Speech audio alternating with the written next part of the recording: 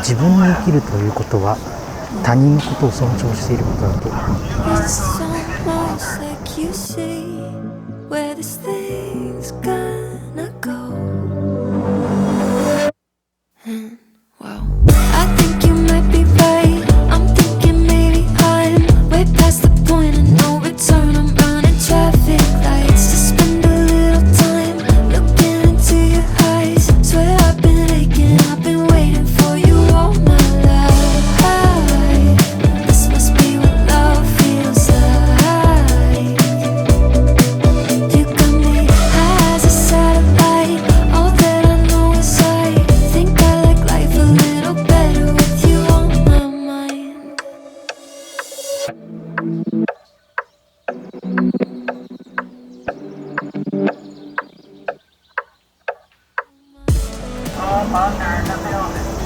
コミックマーケットに来ています。東京大学1年2回大体開かれるイベントなんですが、2004年イタリアで開かれたベネチア・ビエンナーレというイベントに参加されます。その1年後、2005年の3月ぐらいに東京都写真美術館で凱旋イベントが開かれました。その貴重な音声、ディスカッションが開かれたんですけども、その音声をこ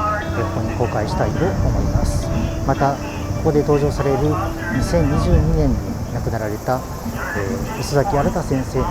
冥福をお願いいたします。また2006年、同じくこのコミックマーケットの、イベントが米沢先生にもご冥福をお願いいたしたいと思います。お待たせいたしました。本日は会場が狭くていろいろとご迷惑をおかけしておりますが、通路の方ぜひ人一人通れる幅を空けていただきましておかけくださいますようご協力を申し上げます。それでは、本日は、足元の悪い中お集まりいただきましてありがとうございました。ご案内をいたします東京都写真美術館の森山と申します。よろしくお願いいたします。このフォーラムはグローバルメディア2005オタク人格空間都市の、関連事業として開催しております。この展覧会は、主催東京都写真美術館、それから、独立行政法人国際交流基金ジャパンファウンデーション様、共催に NHK エンタープライズ21様、協力にベネチア・ビエンナーレ国際建築展日本館再現実行委員会様ほかの多大なご協力を得て、今度の日曜日3月13日まで開催しております。東京都写真美術館は今年で10周年を迎えますが、映像メディア分野のシリーズ展示を、このオタク展で締めくくることができて大変嬉しく思っております。この展覧会はもともと日本から発信される独自の文化やメディアアートやメディア芸術の作品が海外で見せる大きな活況を日本でご紹介する場を文化施設の中でも拠点を作りたいというシリーズの3回目として開催しているんですが、昨年までのシーグラフやアルスエレクトロニカというようなフェスティバルに加えて、今年はベネチア・ビエンナーレでの活況をご紹介したいという目的からスタートいたしました。準備の期間も非常に少なかったんですが、関係各位皆様にかなりご無理お願いをしまして、かなり変則的な手段を講じて本当に奇跡的なチャンスの積み重ねで皆さんの前にこの貴重な展示を再現することができたものです。この貴重な機会に建築家の磯崎新先生、精神科医の斉藤玉樹先生、それからコミッショナーの森川海一郎先生のお話を聞いて、この分野の今そして今後を考える機会にできればと思います。それではプログラムの方に入ります。まず最初にお一人ずつ先生方の基調報告といいますか、現地でご参加になったコメント的なお話を伺って、それから森川さんをモデレーターに後半は充実したディスカッションで、最後にせっかくの機会ですので質疑に移りたいと思います。限られた時間ですがどうかよろしくお願いいたします。それでは、僕が最初なのとおっしゃってました。大変失礼いたしました。磯崎先生からお願いしたいと思います。磯崎先生、ぜひご登壇の方をお願いいたします。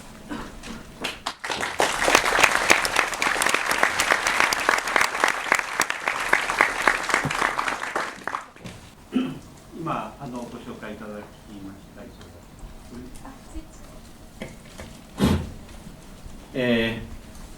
磯磯崎でございます。はい。いいですね。今回、このオタク展というものが具体的に構成されて実現したのが、最初が、昨年のベネチア・ビエンナーレの、建築展の、2年おきに建築展、それから美術展が交互にありますが、その建築展が去年だったので、これ何回目かも忘れましたが、その日本館で、された展示というものがこのオタク展が出来上がった最初の場所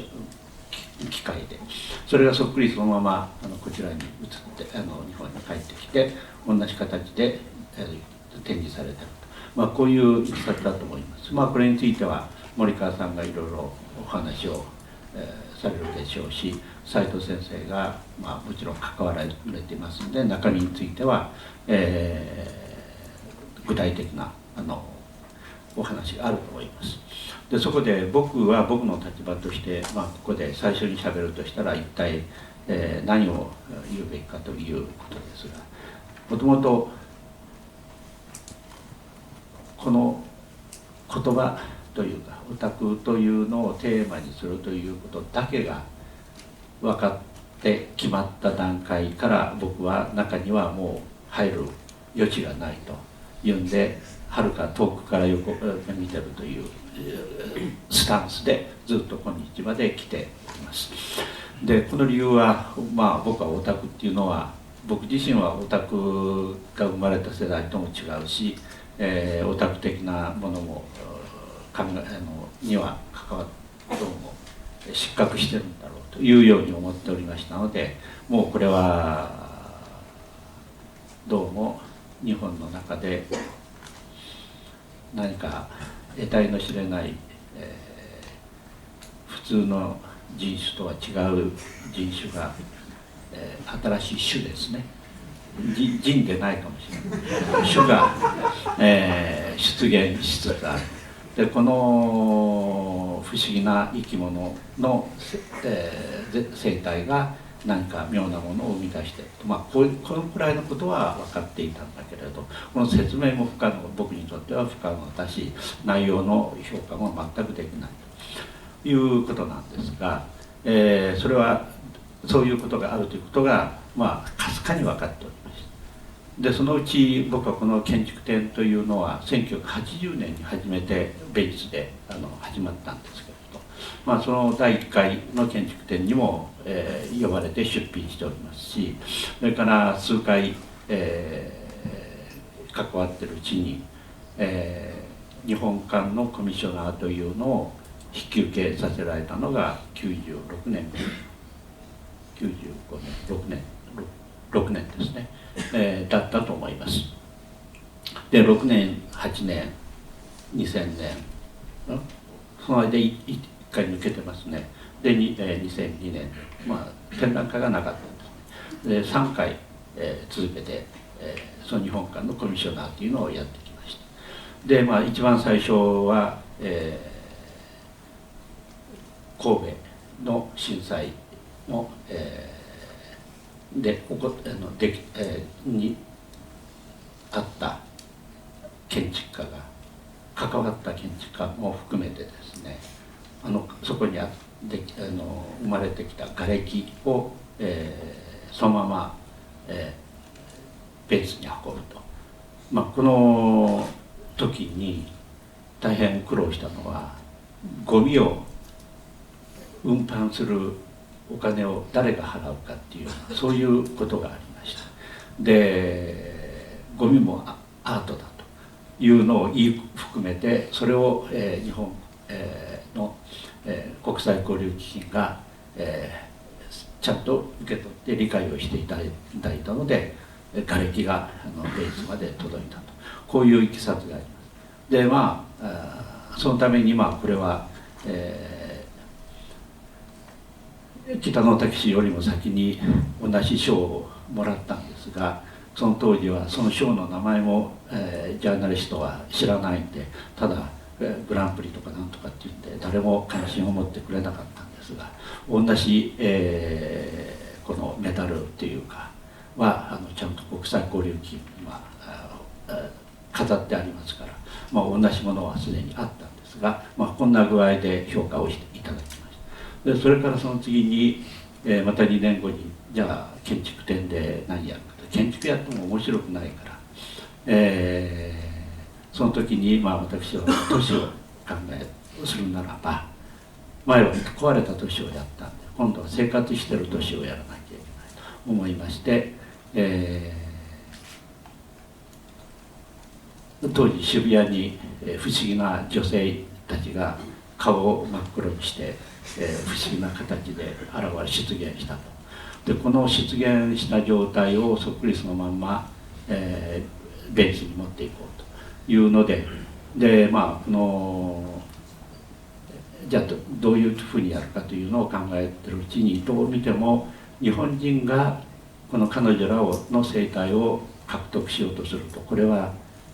思い入れがあって判断が、間違うんじゃないかと。でそこで、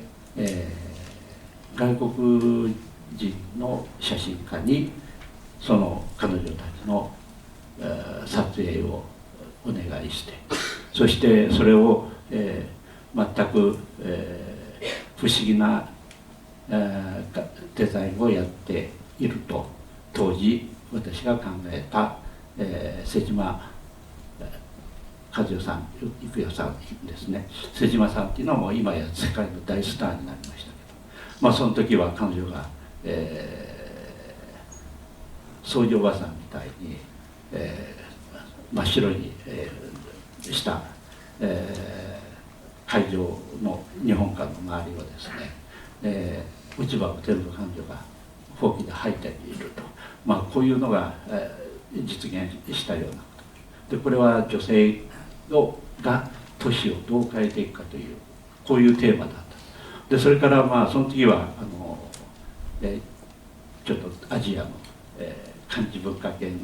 の問題とかやったんで、これはちょっとややこしいんで外しました。でその話を実はある時中国で、説明をした機会がある。そうすると質問があって、でなんで女だけやってなんで男やらないのかっていうのがその時の大変重要な質問で受け取りましてですね、それでこの次はじゃあ男が都市を変えていくとしたら何だろうと思ってるうちに、ふっと森川さんという名前が見つかった。そしてそのうち日本の国際交流基金で彼をコミッショナーに選ぶといういきさつがだんだん出てきて、その辺までは少しずつ手伝いをしてたんですが、決まってからはこれを出る幕はないと。で男は男、この間は女だったから今度は男だっていうようにしてやってはみたけれど、連中男が女なのか分かんないなっていうぐらいの感じになっている。でやっとそういうことになってから森川さんからにオタクとは何なのよっていうのを僕はいろいろ聞いたわけですね。そしてずっと彼は説明して、おそらくそれは今度説明してくれると思いますが、でそうするとそのうち、僕の大変素人っぽい質問が「女オタクってあるの?」っていうのが僕の次の質問で「あるよ」っていうのが彼が言いまして、でそれも展覧会の中に入ったと。でそれで男から始まったんですが、女オタクを取り込み、かつ、日本だけじゃなくてその韓国であるとかそういうような世界の広がりをかけたようなところまで展示のコンセプトが広がっていったと、そういうことを僕は聞いてるうちに分かってきたと。こんな具合で大変もう全くオタクとしては失格して、要するに、僕から見ればこれは異種だと思っているんですが、異種の中の方からしてみてればあいつはもう老人の迷いことですかを喋ってる、クズに過ぎないとこう思われてることは大体実感している、こんな関係の中で僕はここにいるわけです。でところが実際に考えてみれば、国際展っていうようなものが行われる時には、僕みたいに半分ぐらいは常識を持ってるやつが向こうの連中とかなりやり合わないと裏がなかなか組み立てないところがありました。それはそういうところがで実際に、ベニスに行って、そのベニスで、向こうの連中の反応をいろいろ観察をしておりました。で観察していると分かってきたことは、大体もう僕のジェネレーションではなくて、大体年の頃40過ぎたら入り口で帰るっていうのが全部で、30過ぎてからですかね。もっと中に入ったのは20以下なんじゃないだろうかと、20歳以下ではないだろうかと。でそれで一旦入ると連中は全然出ないというんで、かなり、見てるんですが、そこから上はもうおよそ違うと、これは確かに日本でも僕らの世代からみんなそう思ってるんですから、ヨーロッパ行ったらもう全く無関係っていうで入ってみたら、なんて言ったらいいんでしょう、ドン・キホーテがごちゃごちゃしてるっていうんだけど、あれを上回るごった返したものが中に積まれていたというのが実際の実情であろうというように思います。でこの反応というのがなかなかどういうんですか、僕には外国の連中の反応というのは面白かったんですが、で2つあって、で要するにこれは日本の特殊現象だと。でもこれはうちにとっては関係ないよというのが大部分だったんだろうと思います。それがゆえに、なんでこんなおかしなものを真面目な建築展に持ってくるんだっていう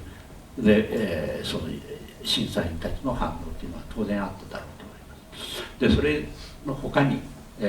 今度逆に、これこそ何かおかしい、これからあとどっかからヨーロッパでも世界でも出現しそうな何かここにあるのかもしれないという、こういう関心というふうなものも片方にあるというのはうすうす感じて、で僕はその関係者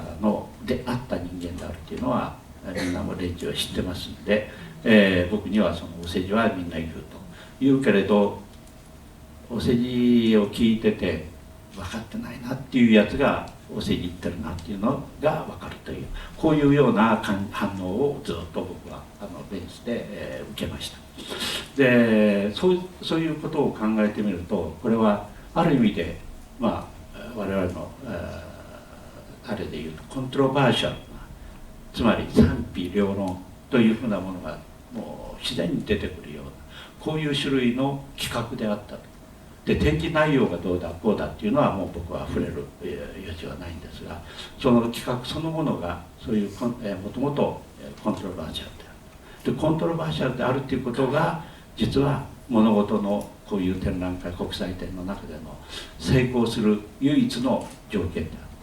って、で 100% 賛成っていうのはこれはありえないし、で100% ゼロ 100% はダメっていうふうに言われる、もうこれはもう手のつけようがないんですが、どっか要するに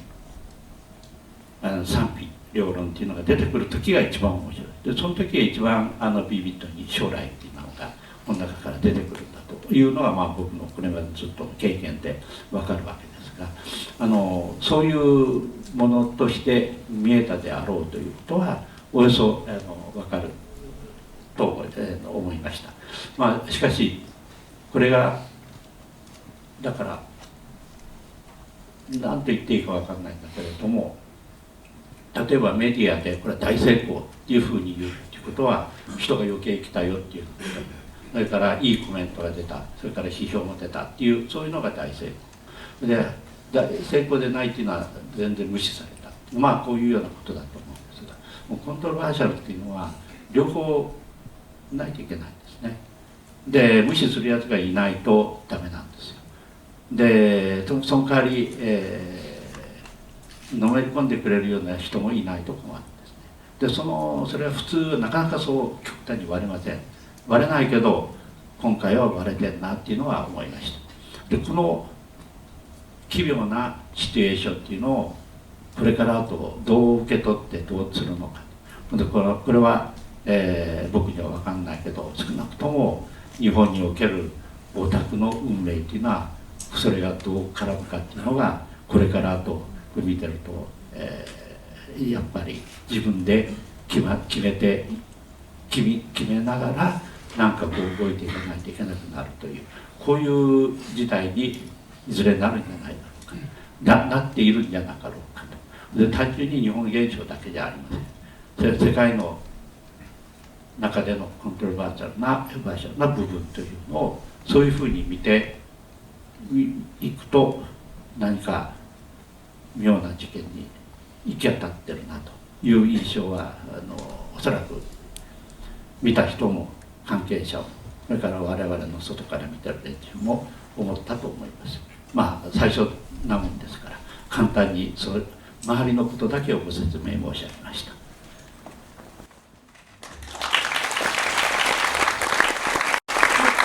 先生に質疑を来ていただきました。先生ありがとうございました。それでは続きまして、精神科医で本店の出品作家でもいらっしゃる斉藤玉樹先生にお話をいただきたいと思います。斉藤先生、よろしくお願いいたします。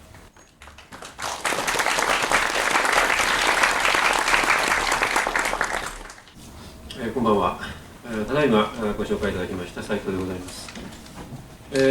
ご紹介いただきましたように私精神科医で、今日も、5時10分ぐらいまで面接してから出てきたものですがちょっと遅れてしまったんですけれども、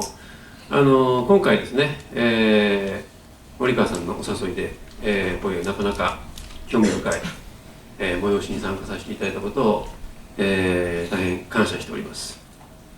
去年、一昨年のですね、くらいぐらいにこの話が森川さんに舞い込んでいた時は正直大変戸惑ったわけなんですけれども、私は結構ミーハーで、割とこう無責任にいろんな人の尻馬になって騒ぐのが好きなものですから、おそらくこの職業をやってる限りはこんな機会はもう一生二度とありえないだろうということでですね、ほとんどそれだけの動機で参加したところもあるんですけれども、結果的にそれはいろんな意味で有意義だったなというふうに実感しています。私のことをご存じない方もいらっしゃるでしょうから簡単に経緯をご説明しますと、私2000年にですね、戦闘美少女の精神分析という本を出しております。これは何かと言いますとまさに日本的なものに触れる、書物でありまして、日本のアニメとかゲームとか漫画といった文化の中で、戦う少女、戦う女性じゃなくて戦う少女ですね、戦う少女というものがもう非常に一つの類型的なアイコンとして、消費されているという現状があると感じたわけですね。でこの戦う少女、戦う美少女ですね、このアイコンとはどういう意味なんだろうということをいろいろ考えていく中で、半ば必然的な成り行きで、オタクの人たちについて、触れたりとかですね、話し合ったりとかコミュニケーションしたりする機会がどんどん増えていったというわけです。よく私自身立ち位置を聞かれるんですけれども、私は大変謙虚な人間ですので、オタクかと言われればいやとんでもないと、恐れ多いと申し上げようとしているわけです。実際問題ごく一般的な普通の日常を送ってらっしゃる方からすればとんでもないオタクと言われることもありますし、でも本物の方々からすればオタク遺伝子がないということになってしまいますので、私自身立ち位置がよくわからないというところもありますが、ある意味外部に立つ視点があるという点ではそういった本を表す上では有利だったかなという面もなきにしもあらずです。で、オタクについてですね、その本の中で、定義といいますか記述ですね、これは定義とはそういう言葉は私は不適切だと思いますので、定義はどういう全般的にどういう人のことを指すのかという記述を試みたわけで、ちょうど私なりのオタクについての考え方を、お話しする機会になると思いますから簡単に、ご説明いたしますと、まず私から見てオタクの人たちというのは第1番目に非常に虚構親和性が高いということがあります。日常と虚構と並べられたらためらわず虚構の方を選んでしまうような、あるいは区別はついてるんだけども、虚構の中で起こることを待ち望んでしまうような、そういう感性ですね。区別はついてるんです。よくモンキリ型の批判として、お宅のような連中はその現実と虚構の区別がついてないからいかんみたいな言い方がありますけれども、私はむしろ誰よりも現実と虚構の区別がついている、人々ではないかというふうに考えたわけですね。それからもう一つはですね、愛着の対象です。言ってみればこれは精神医学的な言葉ではフェティシズム、フェティッシュに対する愛着は当然あるんですけれども、明らかにマニュアとは違う。マニュアとオタクの違い、そういう問題があるんですよね。で、これも簡単に言いますと、マニュアとオタクの違いというのは、私の考えでは、マニュアの人たちっていうのは実体への思考性が強い。実体というのはつまり現物ですね。昆虫にしても電車にしてもですね、本にしても何でもそうですけれども、現物を手に入れるということがマニュアの方にとっての至上命題であるということは言えると思うんですが、オタクに関して言えば、現物も大事ではあるんですけれども、さほどそれが優位ではない、仮想のもので十分 OK というところが、かなり緩やかなですね、縛りが緩やかなところがあって、それは虚構が優先するので現物に執着がないのは当然では当然なんですけれども、そういう傾向は一般に指摘できると感じました。ただ愛着物をやっぱり所有したいという気持ちはマニアもオタクもあるわけですね。で、所有する時の身振りが非常に特徴的だと感じたわけです。私が考えた所有の身振りっていうのは、オタクの人たちは自分の好きな作品、物語、これを所有したいと思った時どうするか、二次創作をするんですね。その中に出てくるキャラクターや設定を使って別の物語を作り出す。これが彼らにとっての所有の儀式ではないか。これは一つの根拠として、年に2回ですね、東京ビッグサイトに30万だと50万だかの、とんでもない数の若者が、結集する集まりがあります。コミックマーケットという集まりがありますけれども、ここで販売されているものがその大半が二次創作物である。パロディであったりとか、別の SS というストーリーであったりとかですね、さまざまな二次創作物が売られていると。でさらに言うとですね、きれい事言っても始まらないんで、かなりの部分はそれは成人向けのポルノグラフィーであるということも重要なポイントになってくると思います。でポルノグラフィーについて触れたのでついでですから一気にいきますけれども、もう一つオタクの人の一つの特徴として私が考えたのは、要するにその仮想の美少女の絵がですね、セクシュアリティの対象になるということです。そういった美少女の絵ですね、描かれた少女の絵そのものに対する欲情を持つことができると。これがすごく大きなポイント。最近萌えという言葉が、大変、定着しつつありますけれども、でビエンナーレの、会場にもですね、わびさび萌えと紀貫之から引用された麗しい文字でですね、展示がなされたわけなんですけれども、これが一つの、特性であろう。多分ここに最大のポイントがある。つまりセクシャリティのあり方がマニアの方とはちょっと違っている。マニアの方も当然収集対象物とかそういったものにエロチズムは感じるかもしれない。ただエロチズムっていうのはかなり間接的な感情ですね。いろいろこう巡り巡ってそこでやっとセクシャリティにたどり着くといったような回路がある。萌えっていうのはもうちょっと直接的なもので、実際の女性に対する感情とかなり近いものを虚構の美少女に対しても持つことができるという一種の特殊能力であろうと。この特殊能力はちょうどですね、第一オタク世代と呼ばれる我々今43歳ですけれども、このぐらいの世代前後から発生してですね、以後面々と受け継がれてきた極めて特殊に発達した人類であろうかという認識を私は持っているわけです。でこういった中から一種の文化的なものが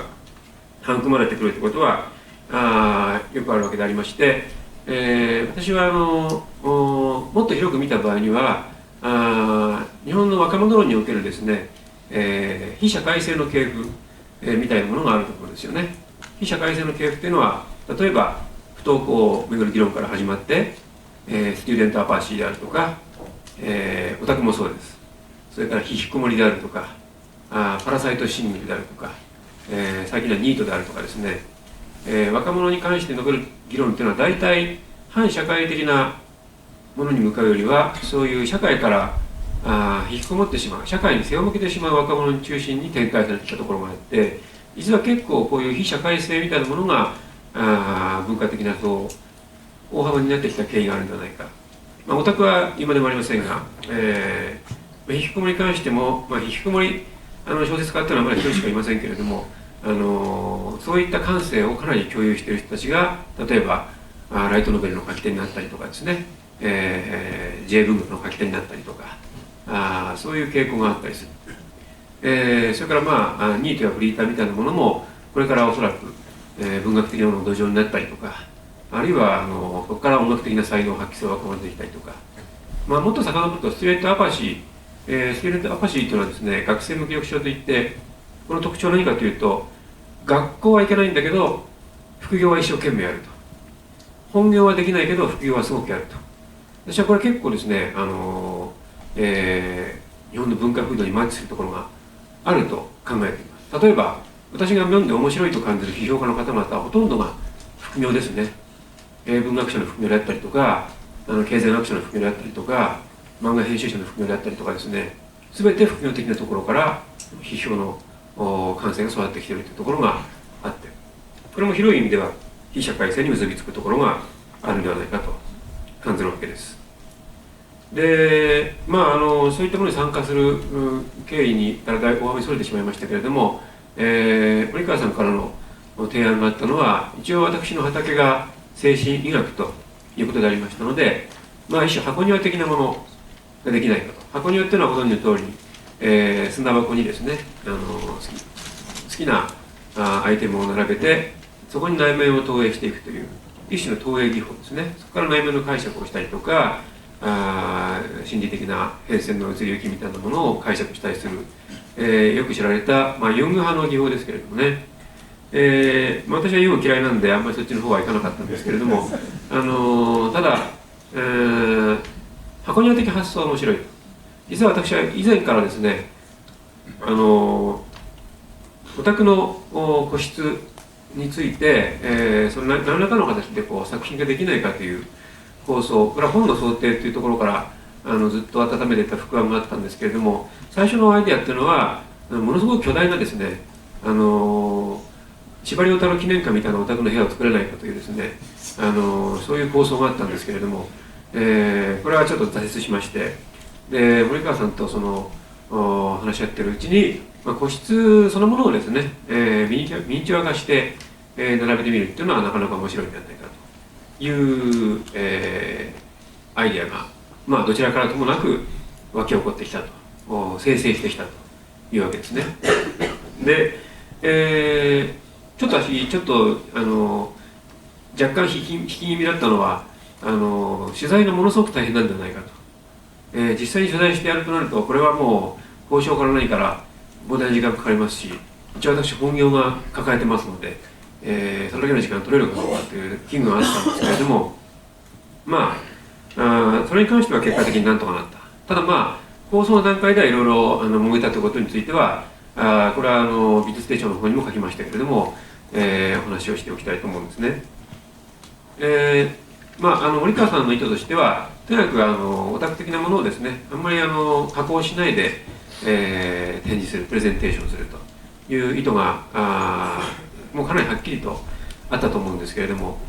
私の中にあるそのいかがわしいアート思考みたいなものがですね、もうちょっとひねった方が面白いんじゃないかということ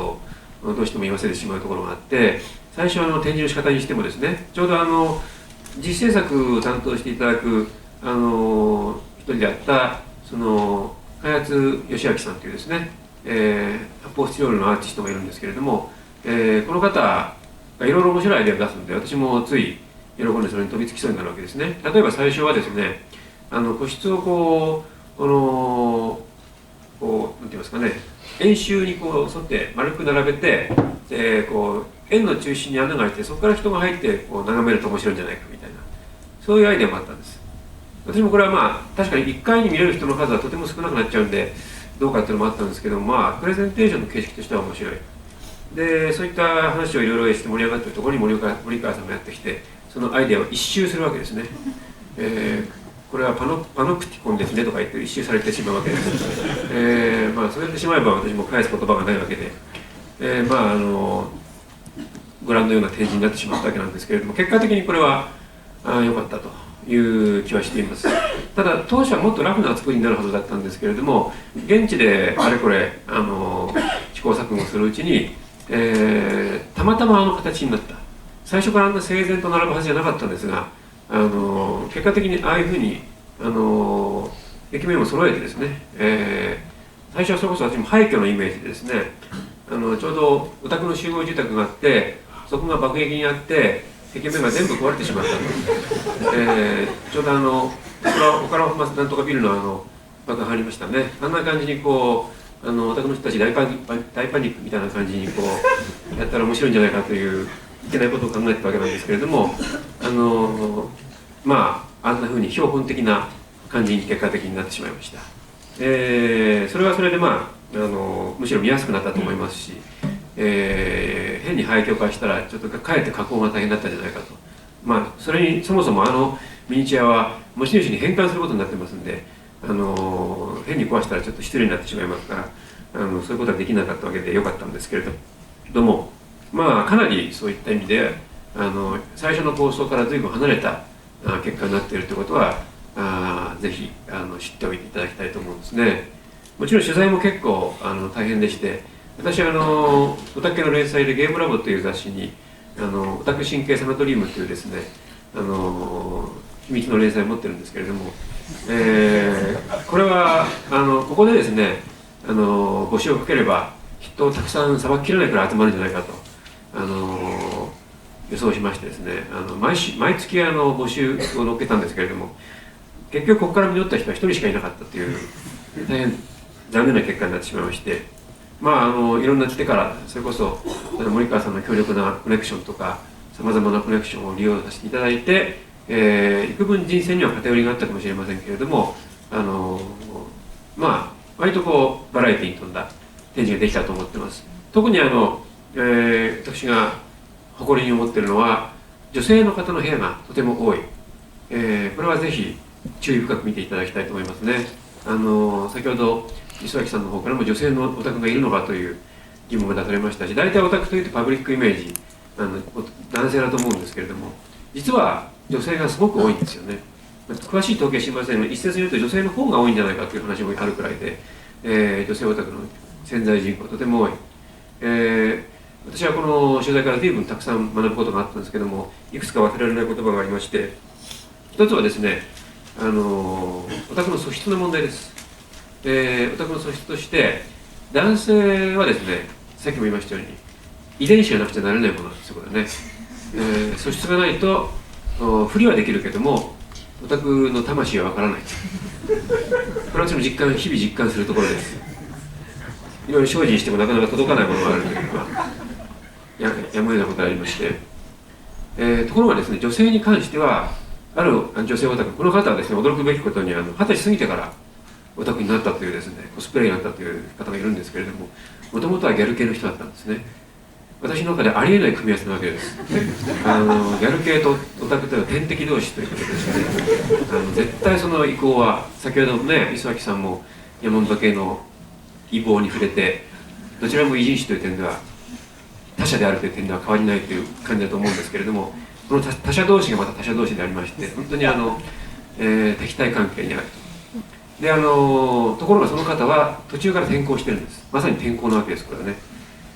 どうして転校したのか聞いてみると、その方によればですね、女性の8割から9割はしかるべき教育を受ければちゃんとオタクになれますと。こ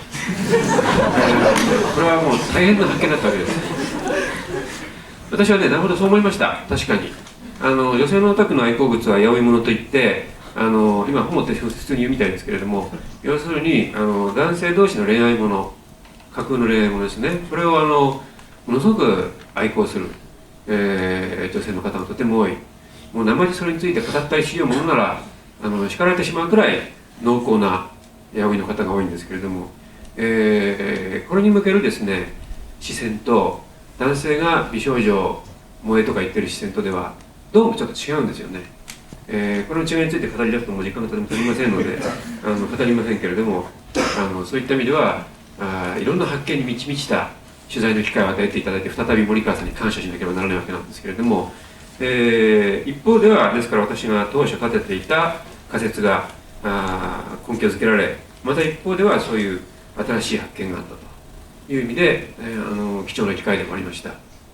まあでも今日ここでこうして語ることにはすごくある種の運命的なものを感じるところがあって、何かというと私出身筑波なんですけれども、筑波というのはすごくですね、なんて言いますか、お宅の人口密度がとても高い都市なんですね。上京しても大体秋葉原しか行って帰ってこない、秋葉原しか行かない、そういう人たちがいるんで、なんと今度常磐新線とかできるんですけれども、筑波と秋葉原直結されちゃうわけです。恐ろしい事態が待ち受けてますけどね。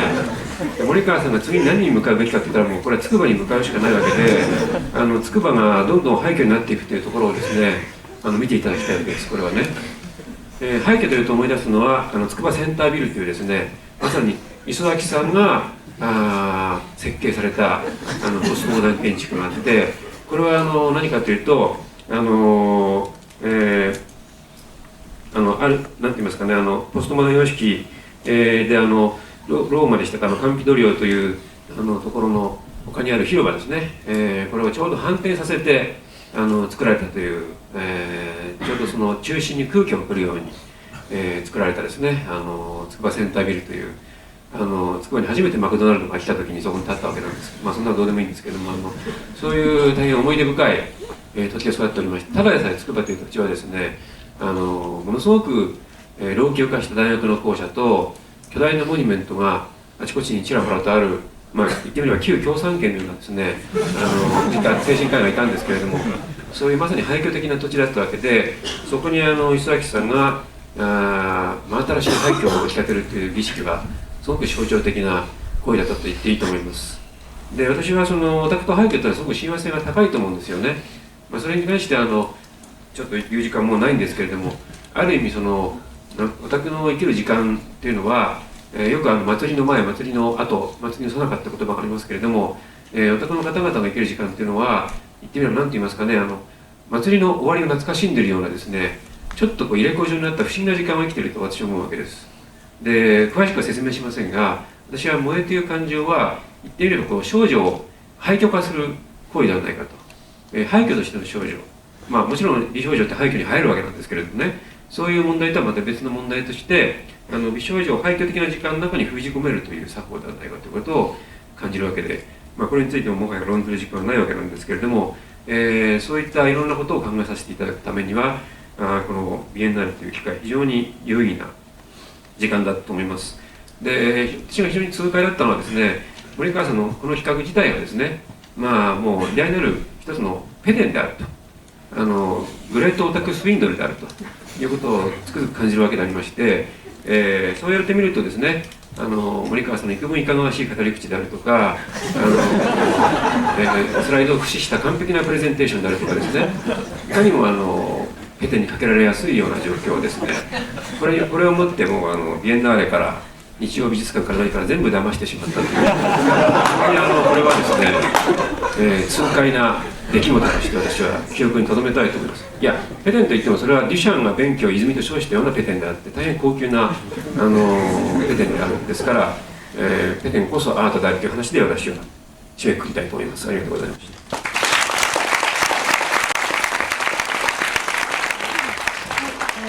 斉藤先生、ありがとうございました。各位、私も斉藤先生の数年後輩で、磯崎先生のセンタービルを見ながら漫画を描き、秋葉に通った学生時代を過ごし、とても身につまされ、今ここで学芸をやっていますということで、ありがとうございました。それではいよいよコミッショナーをお務めになりました森川海一郎先生にお願いしたいと思います。それでは森川先生、お願いいたします。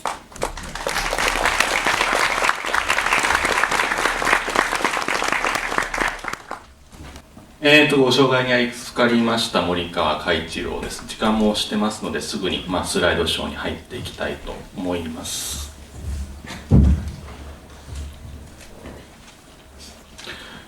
じゃあライトをすいません。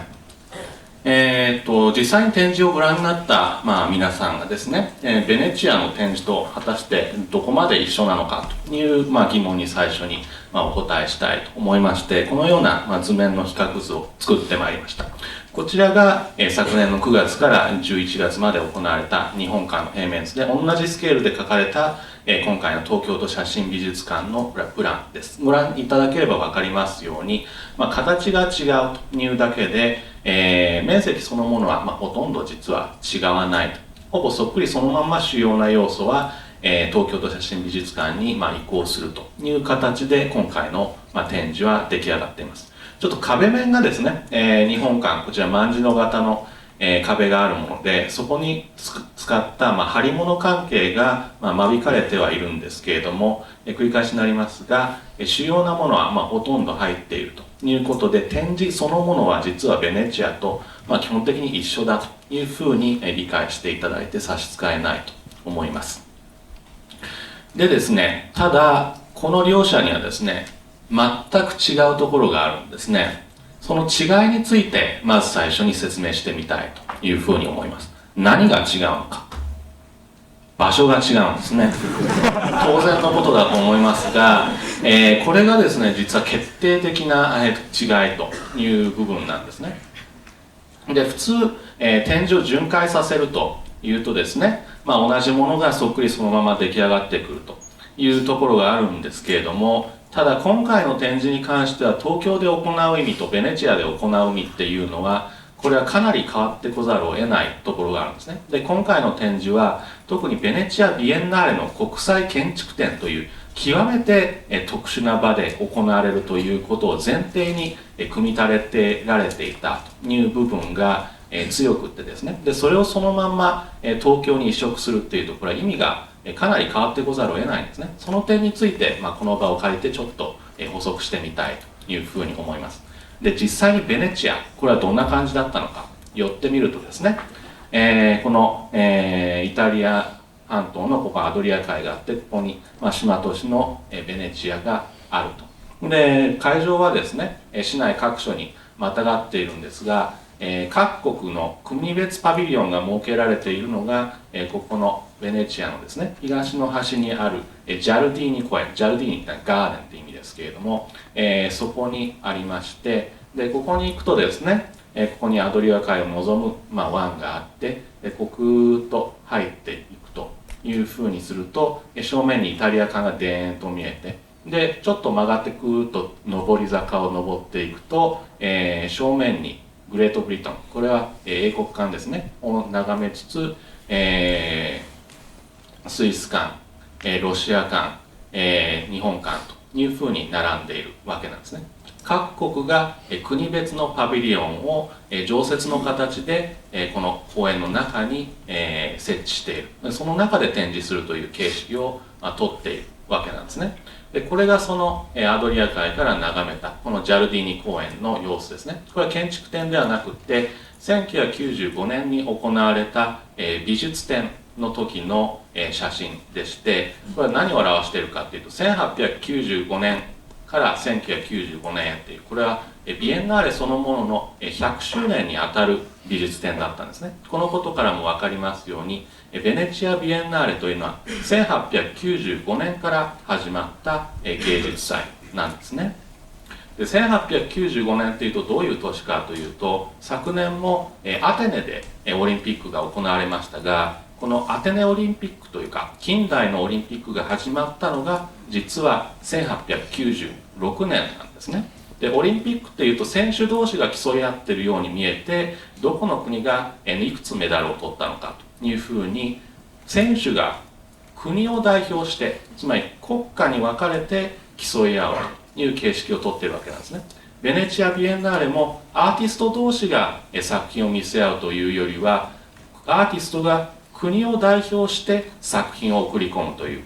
国家を単位としてその集合として世界を捉えるっていう世界像に強く基づいている。でこれは実はこの19世紀の後半から末にかけて非常に強くなった世界像でして、万国博覧会というのも実はこの頃に始まっているわけなんですね。そうした、枠組みの中で行われる芸術祭であるということですね。でこれが昨年の秋行われた建築展の正面にイタリア館を望む公園の入り口で、そこを右に曲がるとこういう上り坂があって、そこを登っていくとですね、スイス館、ベネズエラ館、ロシア館とあって、で、その隣に日本館が出現するわけなんですね。これは吉高隆正さんという建築家の方が1956年に建てられた建築なんですね。日本館なのになぜかフランスの建築家のル・コルビュジェの様式を強く流用しているわけなんですけれども、でここにですね、ジャポーネ、イタリア語で日本という意味ですけれども、切り文字看板が要するにこれは日本館ですよということを表しているわけなんですけれども、今回そこにですね、同じフォントでスラッシュオタクというのを入れたんですね。でこれはどういう意味かというと、日本人がみんなオタクだと思われたら困るじゃないかというふうに非難をされた時にですね、いやこれは日本館じゃなくてオタク館なんですよというふうに言い訳するためではなくってですね、要は国別であるという形式をちょっと棚上げしてみましょうと。日本っていうこれは国家的な枠組みですね。これを一旦棚上げしてオタクという、これはいろんな国にまたがる言ってみれば人格文化圏みたいなところがあるんですけれども、国家という枠組みをちょっと棚上げしてオタクという人格文化圏で、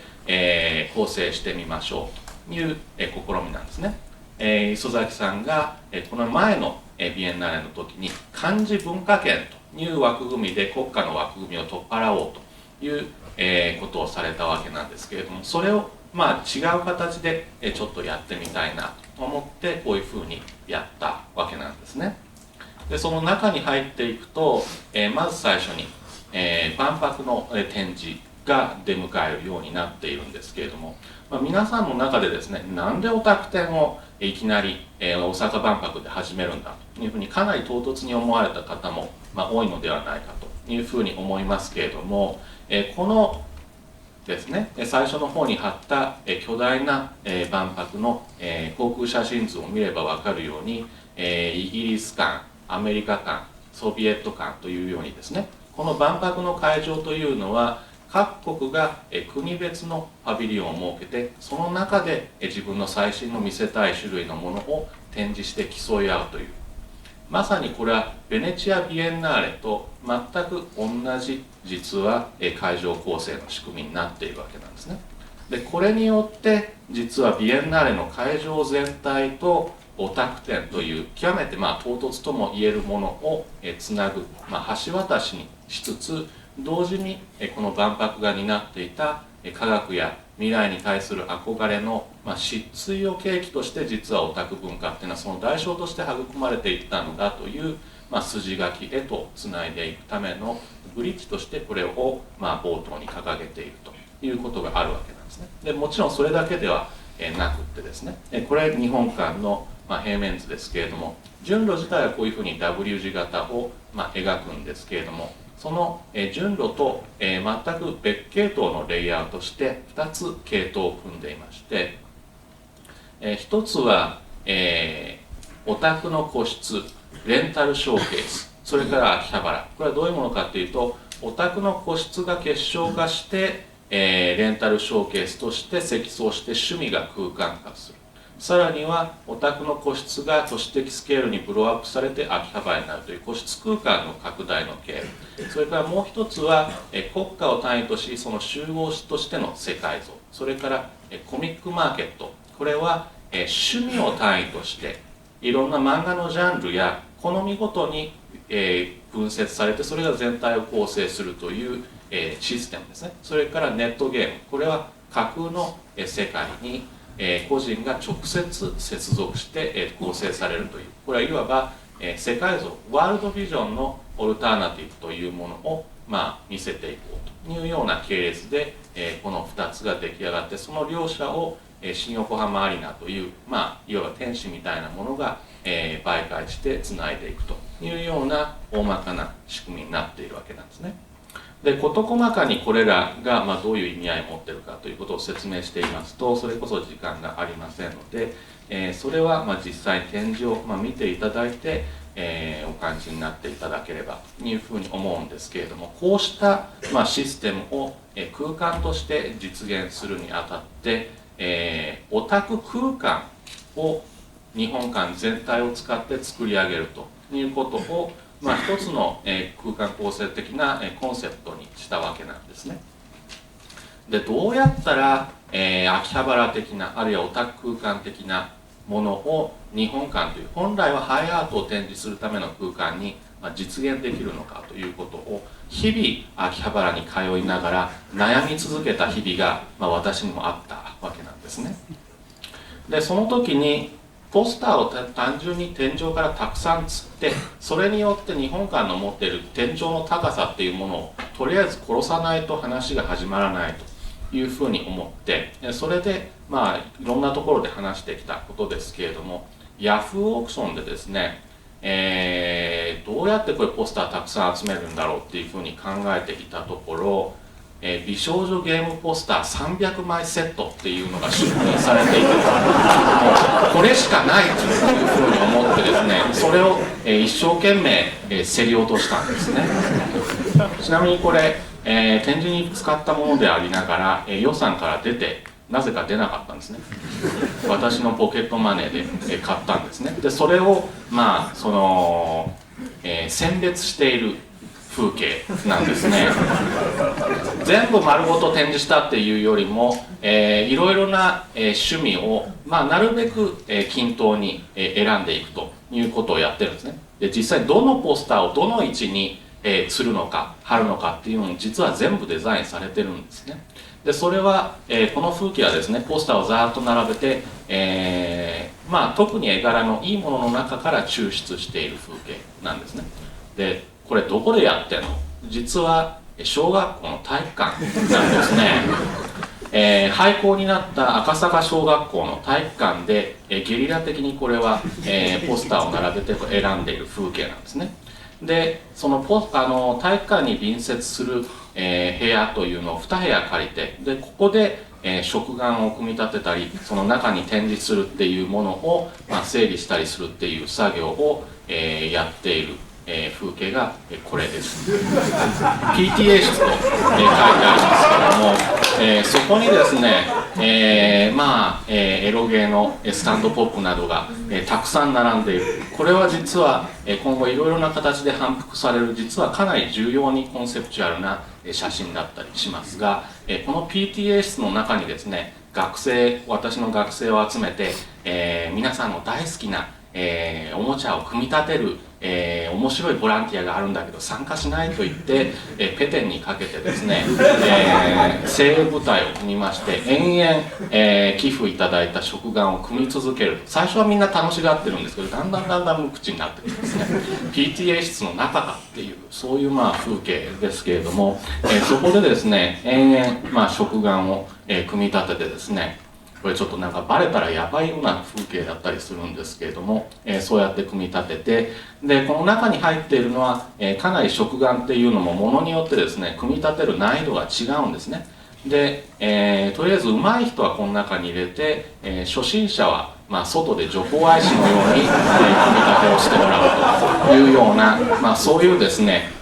軍隊じみたことをやって、食玩をたくさん、向こうに、持っていったわけなんですね。でそれが、日本館でポスターをざーっと吊るしてる様子なんですね。だんだん吊り上がってる様子を見るともう本当にゾクゾクしてくるんですね。帝国主義時代に、よその国に出かけていって自分の母国の様式の建物をガンガン建てていった、コロニーに移植していった人たちはまさにこういう、気持ちだったんじゃなかろうかというのを、追体験いたしました。でこの作業で良かったのはですねホームシックに全然ならないんですね。ベネチアに来た気が全然しないという、そういう現場でした。で、斉藤先生も来られてですね、この実は、増川さんというペーパークラフトの会社に就職した私の教え子も、これまただまくらかしていろいろ手伝ってもらったんですけど、その人からですね、ボンドは千枚同士につけて塗るのがいいんですよといういろんなテクニックの伝授を受けて、斉藤さんがお宅の本棚を組み立てている写真です。で、実際に出来上がった、展示に人が、入ったこれは写真ですね。他の館ですと、いろいろな、綺麗な模型を眺めながら難しい顔をしてですね、皆さん眺めていくというような風景が多かったんですが、なぜか日本館ではみんなニヤニヤしているところが、特徴的だったのではないかというふうに思います。大笑いしたりですね、なんかわからないけれどもニヤニヤしている、それから一生懸命レンタルショーケースをビデオカメラで撮影されて、現地では撮影したい放題だったんですけども、多分シャッターが押された回数は日本館が随一だったのではないかというふうに思います。でそれでですね、いろんな方が、笑われてるのか笑っているのか、いろいろあったかと思いますけれども、そういう観客の反応っていうことに関しては、極めて特徴的なパビリオンであったことは、間違いないというふうに思います。で現地で、いろいろな反応をいただいたんですけれども、その中でも、ぎょっとしたのがですね、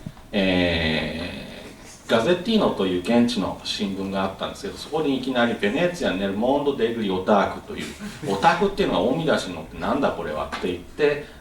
読んでみるとですね、翻訳していただいたんですけれども、ベネチアに出現したオタクの世界っていうふうなこれは題名でして、どういうことかというと、ベネチアの建築展に行ったらまず、日本館へ行ってから他の展示を回る。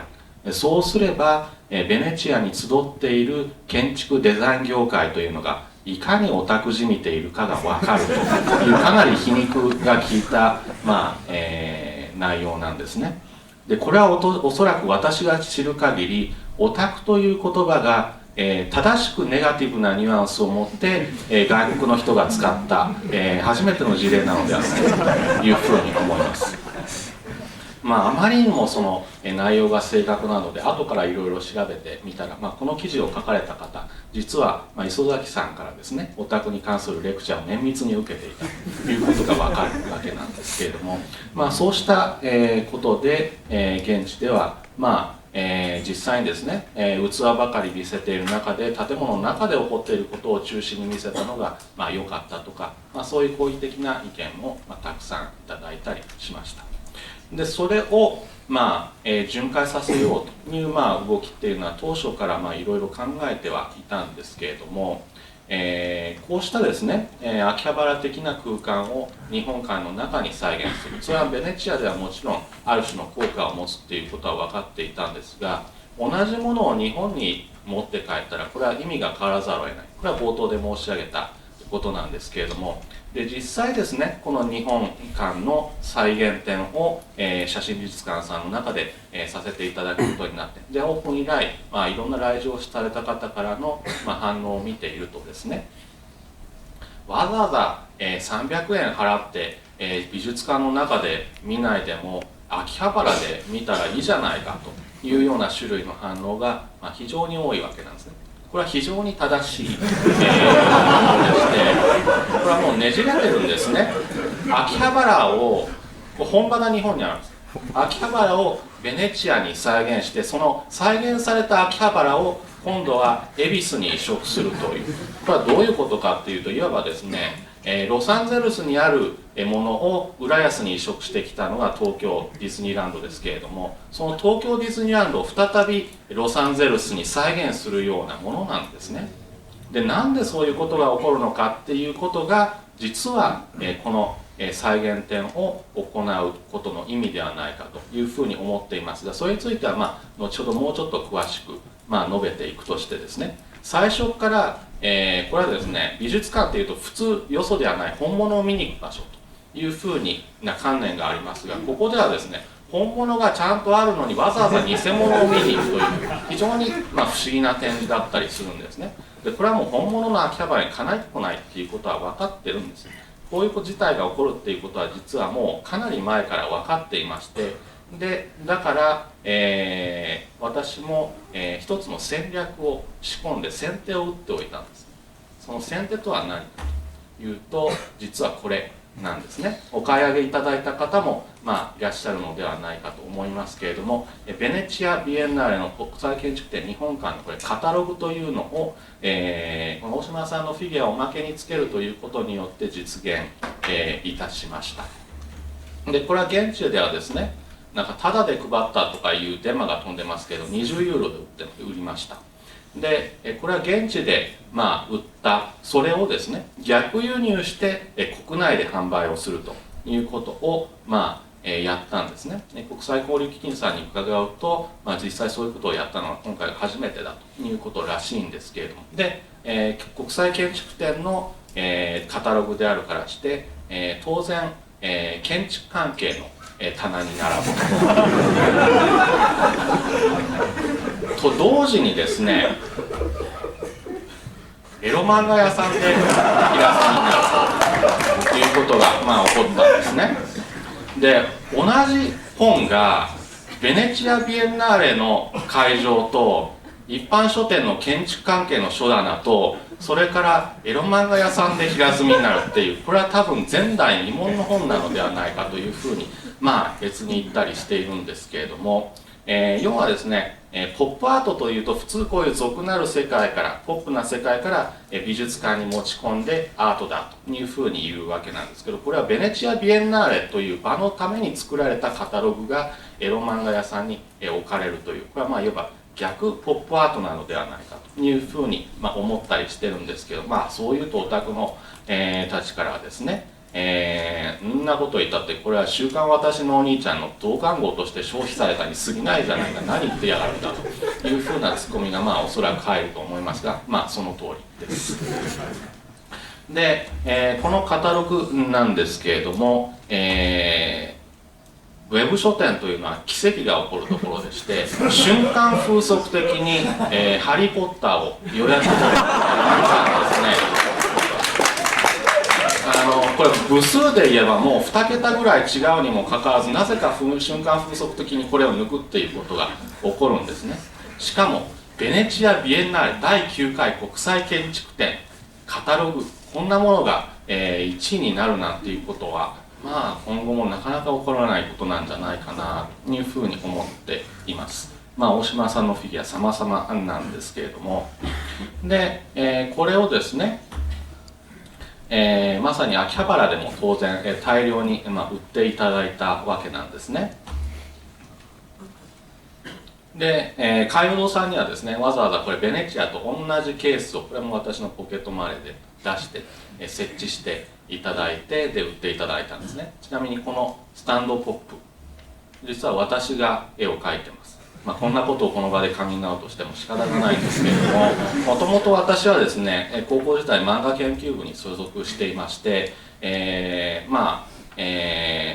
カラス口だとかそういうものを使うテクニックが活かせる学科ってどこだろうっていう非常に変な理由で建築学科に実は入学したという経緯があります。で実際にベネチアで展示している期間中にこうやってヨーロッパの人々が眺めてるんですよっていう様子を逆に秋葉原で展示するということをやってのけたんですね。向こうで見てる人を逆にこちらの展示物にしてしまおう、完売いたしました。ここのホビーロビー東京さんで2000部確か入っていただいたんですけれども、非常に嬉しかったですね。で、これは虎の穴でしょうか、売っていただいています。急げ急げ急げ、何を急ぐでしょうか。でですね、先ほど言った何を仕掛けていたのかというと、実はこのカタログっていうのは、秋葉原というのがどういうものであるか、レンタルショーケースがどういうものであるかっていう秋葉原の展示ガイドに実はなっているわけなんですね。だからこのカタログを秋葉原で売るっていうことは、その売っているオタク系ショップをミュージアムショップにして、で秋葉原全体を巨大な展示場に変えてしまうためのいわば装置なんですね。誰も気づいてはくれなかったんですが、で、写真を撮っているとですね、オタクかっこ悪いっていう、これ原始圏というオタクをネタにしたですねアニメーションのポスターなんですけれども、でそういうポスターが貼ってある後ろで、オタク展のベネチア・ビエンナーレのカタログが売られていて、シャッターを切っているとたまたまオタクの方がいるというのが、この写真だったりします。で、その、ベネチア・ビエンナーレですけれども、いろいろペテンを働いたというふうに言われましたが、そうした、いろいろな手札を駆使してですね、新日曜美術館さんで、取り上げていただきました。実は NHK のニュースでですね、6月頃に、ベネチア・ビエンナーレの作業風景を実は取材していただいていて、でその時にアリナをぜひ、映してほしいというふうに、言ったんですけれども、デスクの判断でこれはいかにも少女主義的で非難が来るんじゃないかという意味でカットされたんですね。そのカットされた新横浜アリーナが、新日曜美術館のタイトルバックに使われた時は非常に爽快でしたね。で、そうした中で、ビエンナーレの特集をしていただいて、で、山根さんと花さんにですね、アリナのこうだこうだというような形で、解説していただいてというような、ことが起こるとですね、これはいわば先ほど PTA 室に、エロゲーのスタンドポップがいっぱい並んでいるのと実はトポグラフィーとしては一緒でして、要は、PTA 的上品文化思考に本来それが極めて嫌うであろうオタクっていうものが、重な合わされたこれは瞬間なんですね。山根さんの上品な声で「萌え」とか「やおい」とか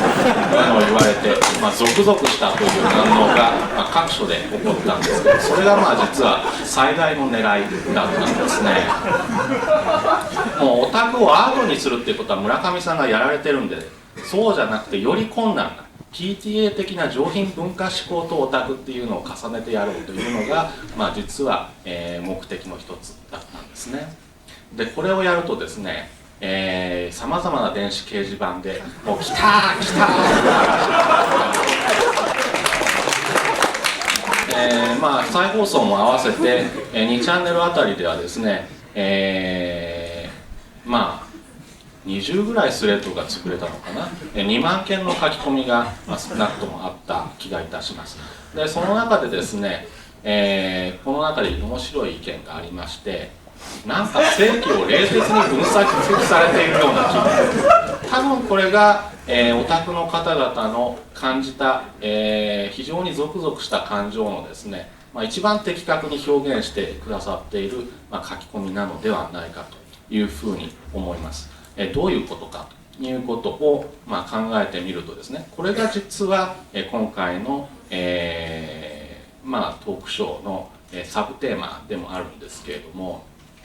もう一つですね、斉藤玉樹さんが、実は指摘してくださったことなんですが、販売したカタログにですね、実はかなり芸術的な誤色があったんです。秋葉原のページなんですけれども、公共空間に、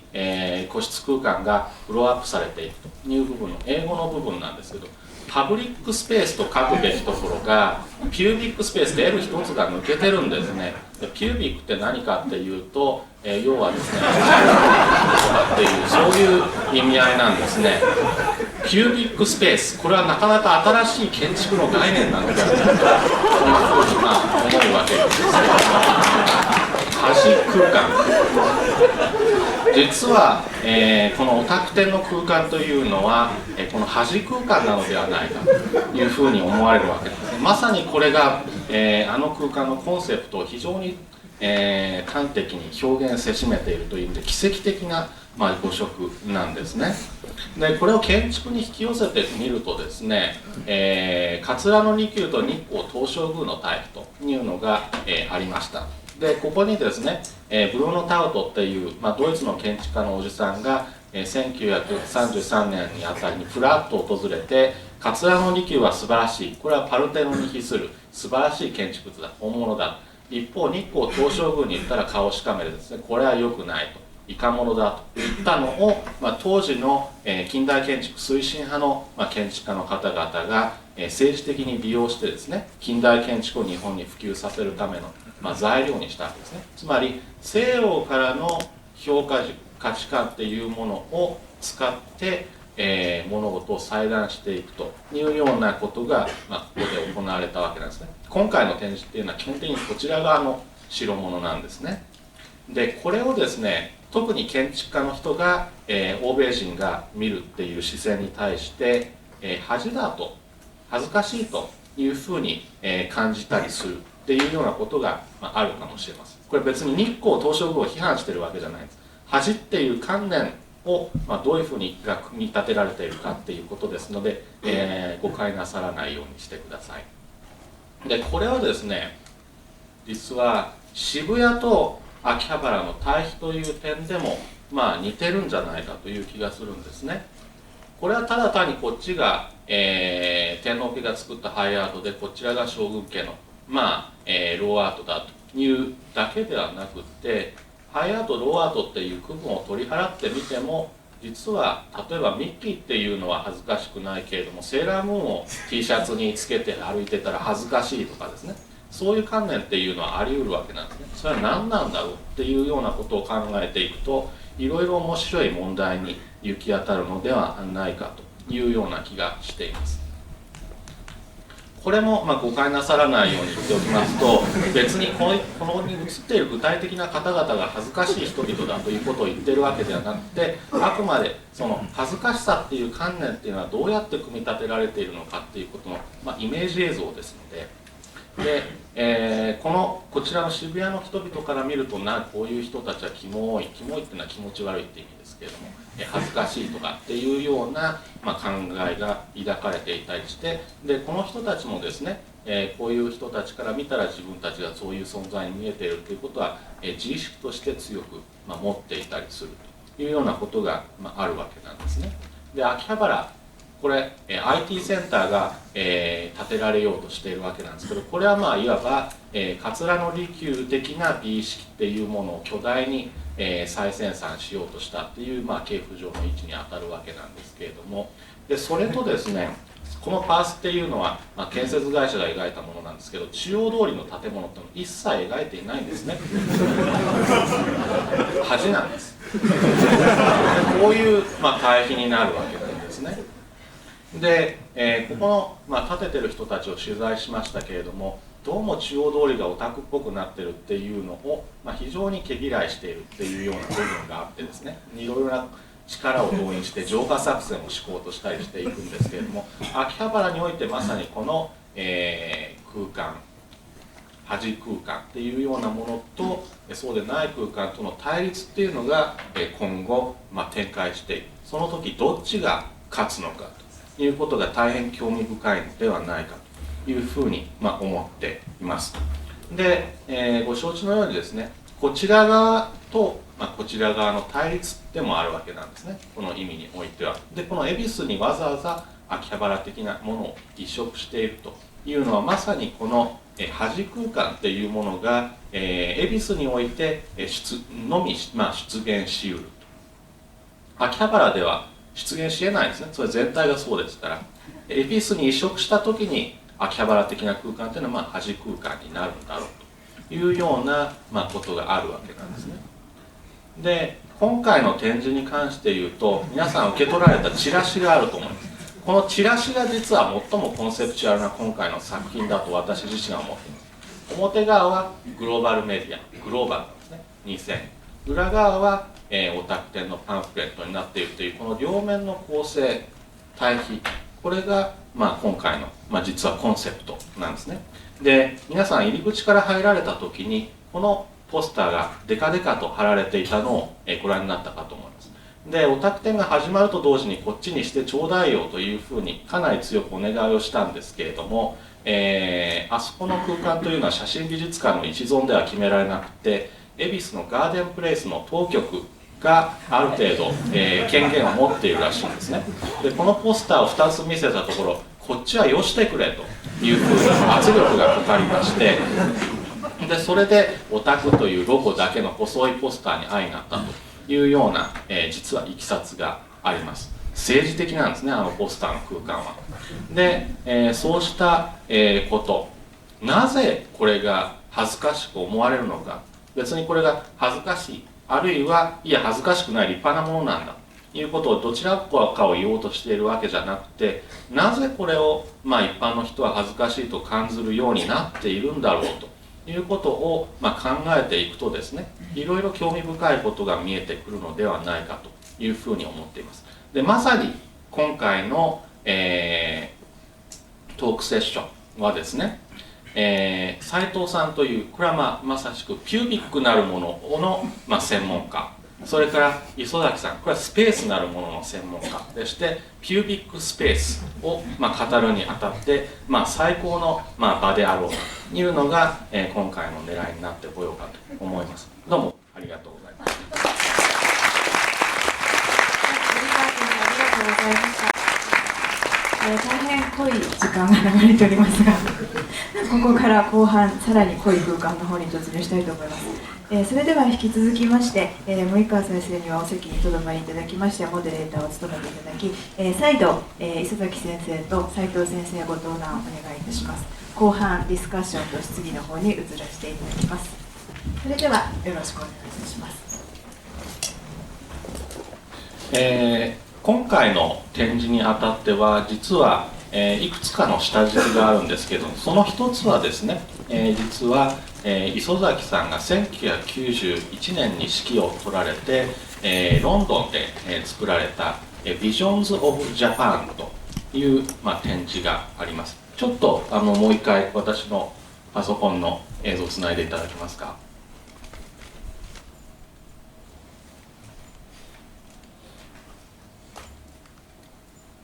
これがその時の実は写真なんですね。でビクトリア&アルバートミュージアムというロンドンにある、展示会で日本文化を、ジャパンイヤーだったんですね。で日本文化を紹介しようといった時に、盆栽だとか歌舞伎だとかっていう通常、展示されるものではなくって、例えばですね、ここに、私の、ボスである、石山治さんが、担当した展示なんですけれども、自動販売機であるとか、あるいは安全太郎であるとか、あるいは大漁旗、さらには、こうした怪獣ものを、展示するというようなことで、これもですね賛否両論激しかった、展示で、特に日本側関係者からはですね、なんでこんな恥ずかしいものを展示するのかというような反応が、渦巻いていた。特に、首相夫人からかなり、苦言が出たというふうにも、聞いていますけれども、実はその時と、実は今回のお宅展に対する、恥ずかしいというような反応のあり方というのは結構、似てるんじゃないかなというような、印象がありますが、ここを枕にして、磯崎さん何かおっしゃっていただければと思います。さっきの、今ここで出てるロンドンのビジョンジャパンっていうのは、一応僕はシノプシスを書いたんですが、書いた途端に、交流基金の理事長、それから外務省の国際文化局長かな、それから、経団連のなんとかってみんなお金を出してそれをやる人たちに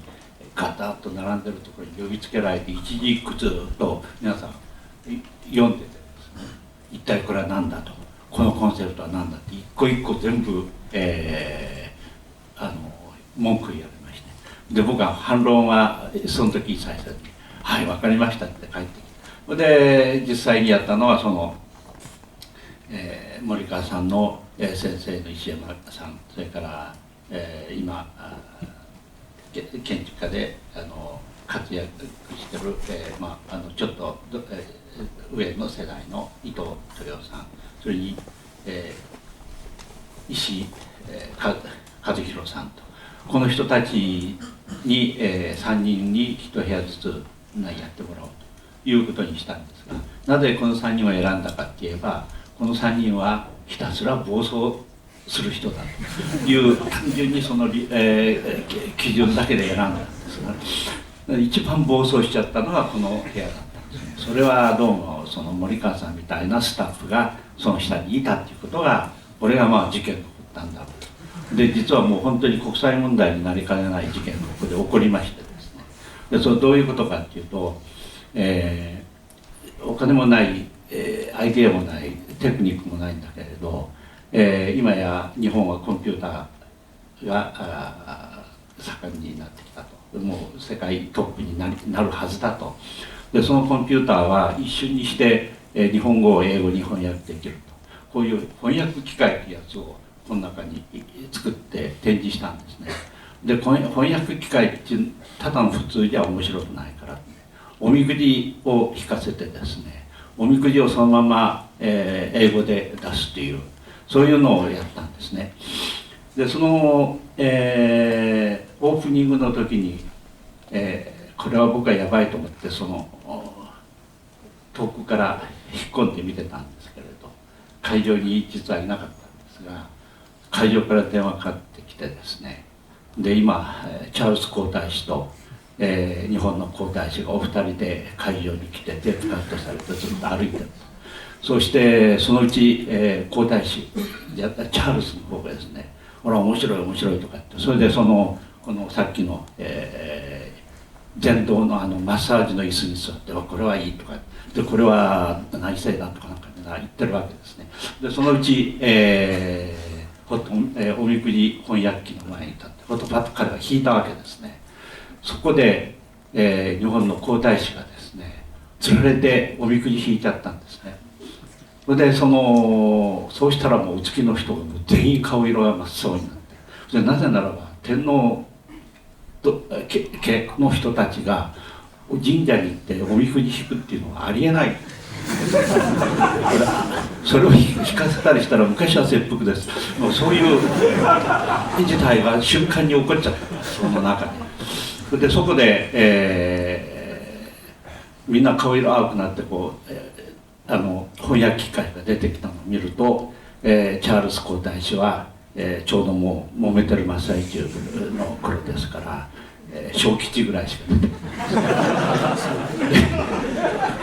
全ての人が大変今、ニコニコして幸福になっているのはこの、日本の皇太子は大吉を引かれたんですね。でまだその時なぜそれがバッとニュースになったかっていうと、たくさんの、メディアがどんどん彼を追っかけてるわけです。それは今の、大変かわいそうな状態に追い込まれて置き先がまだ決まる前で一体誰になるかっていうのを一生懸命みんながメディアが追跡してる真っ最中だった。でそれでこれ引かれてなかなか今の皇太子は反応がいいと思うんですけども、記者会見で今度いつご結婚で誰と誰で、そうするとそこに、実はおみくじを引いて、結婚を見たら待てばカイロの日和やるこれが出たと。でもそれでずっとその時に皇太子はロンドンを、のみならずイギリスをずっとジャパンフェスティバルで回られたんですが、毎回待てばカイロの日和やると、こういうことで今はかなり荒波の中に入っておられますけれど、そういう、ことで展覧会ってのは何回やるとですね事件すれすれになるんですね。でこれは事件だったんだけれど収まったというこれだけのことですが、こういうことの暴走をやるのがこの人の、一族なんです。それでそこで、このお宅ももう今のお話の中でやっとだんだん、確信に触れて、来るというのが分かってきました。そういう人間の内部の、普段表面に出てこないようなその部分がさまざまな形で、こういう一つの文化として扱われてきているというのがだんだん分かってきて、でこれをですから展覧会っていうのは今の事件がどうやって起こるかと、そういうものが外に出た時に出すのが展覧会なんですね。出た時には起こらない方がおかしい。でそれが今回はそういうスレスレの事件にはならないにしてもかなりなレベルで、この文化的な問題、都市の問題、こういうものになって起こっている。これは、大変僕が外から見ていて、こういうところでしか実は展覧会、国際展を含めてですね展覧会をするということはこういうものが表に出てくる。で見えないものが見えてくる時のその事件の瞬間っていうのがこうどうなるかでそれに立ち会う観客っていうのが一番、実は何か今までなかったものが見えてくるその瞬間に立ち会ってんだということが分かるように思います。でそういう意味で、日本の国際交流基金がこのオタク展というコンセプトを持ったフリークを、まとめてベースに持っていったというこれは英断なのかあるいは、表向きの中身を知らずに選んだのかこれはちょっと僕どうも騙された方に近いんじゃないかと僕は思っておりますけれどこの結果はとっても良かったなというように思っております。どうもありがとうございました。斉藤さんにはですね実はそのオタク自身が自分たちが特に、恥ずかしい存在だというふうに感じている。特に女性のオタクに関してはですね自分たちが八百屋やってるっていうことを一般の人に対して、知らせるということをひどく、嫌う傾向があるような気がするんですね。でそういう、隠すというようなことが実はオタク的な、心性の極めて、重要な部分に、あるのではないかというような気がして実は私もですね NHK で、自分がオタクだみたいなことを語りましたけれどもああやって、厚顔無知にも堂々とオタクだなんていうこと自体が非オタク的だなどという、批判もあったりするわけなんですけれどもこの、恥という観念とそれからオタクというものこれは、何か関係があり得るのでしょうか。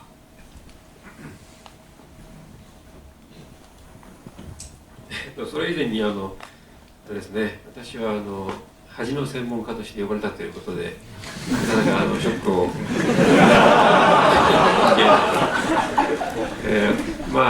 もともと私は引きこもりの専門家だということを考え合わせますとなお複雑なものがあったりするわけなんですけれども、いやでもそういった内政とかですね、後ろめたさであるとかですね、恥の意識というものはやっぱり真っ当な人間の資格であると私は考えているところがありますので、そのオタクの人たちの恥じらいというのはとても好ましいもの、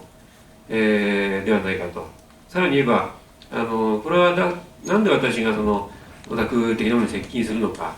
いろいろその文化的搾取の身分に見えたりする人もいるようですけれどもそういう形でこう接近をするのかという疑問があるようですけれどもやっぱりそれは精神分析的な言い方をすると欲望するという身振りがあるからですね。つまりなんとか燃えとか言ってる人たちに対して私が燃えると、好きになると要するにその何かを欲する人を求めるという気持ちが非常に働きやすい。しかもその何かを欲していることをさらに恥じているとなるとですねなお関心が向かわざるを得ないというこれはだから身振りとしては非常にいやらしいものだと私も自覚しつつだから私も当然それを外るべきなんですけれども、恥いてばかりでは生産性もありませんのでとりあえず、精神分析という一応中立を偽装できる立場大変便利な立場がありますのでそれをうまく駆使してですね精神分析家でございと全然違いますけどね精神分析家というのはちゃんと教育分析を真っ当な分析家に受けてそれで定員の解釈とかされた後でですねそれで真っ当な分析家が誕生すると、だからそういう人は本当はこういうところにどこに来て恥を語ったりしないわけですけれどもそれは世間の人は精神分析家も精神科医も、心理カウンセラーもみんなごちゃに考えてくださっているのでその誤解につけ込むという、これもちょっとしたペテではあるかもしれませんけれどもね。で、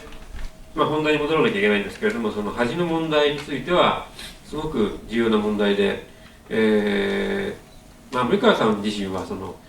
オタクのダメ思考ってねずっと言ってらっしゃるわけで要するにそのいいものとダメなものを並べられたら迷わずダメな方を選ぶのはオタクであるというものすごく極端なオタクの定義をされていると私は思うんですけれどもそれが当たってるかどうかは別としてそういう思考性は理解できなくはないです。ただ本当にダメというところで選んでるかどうかっていうのはちょっと疑問もありますけれども自分が求めるものに対する恥じらいがある。萌えという言葉にもそもそもはそういうちょっとそのなんていうかちょっと照れというか恥じらいみたいなのが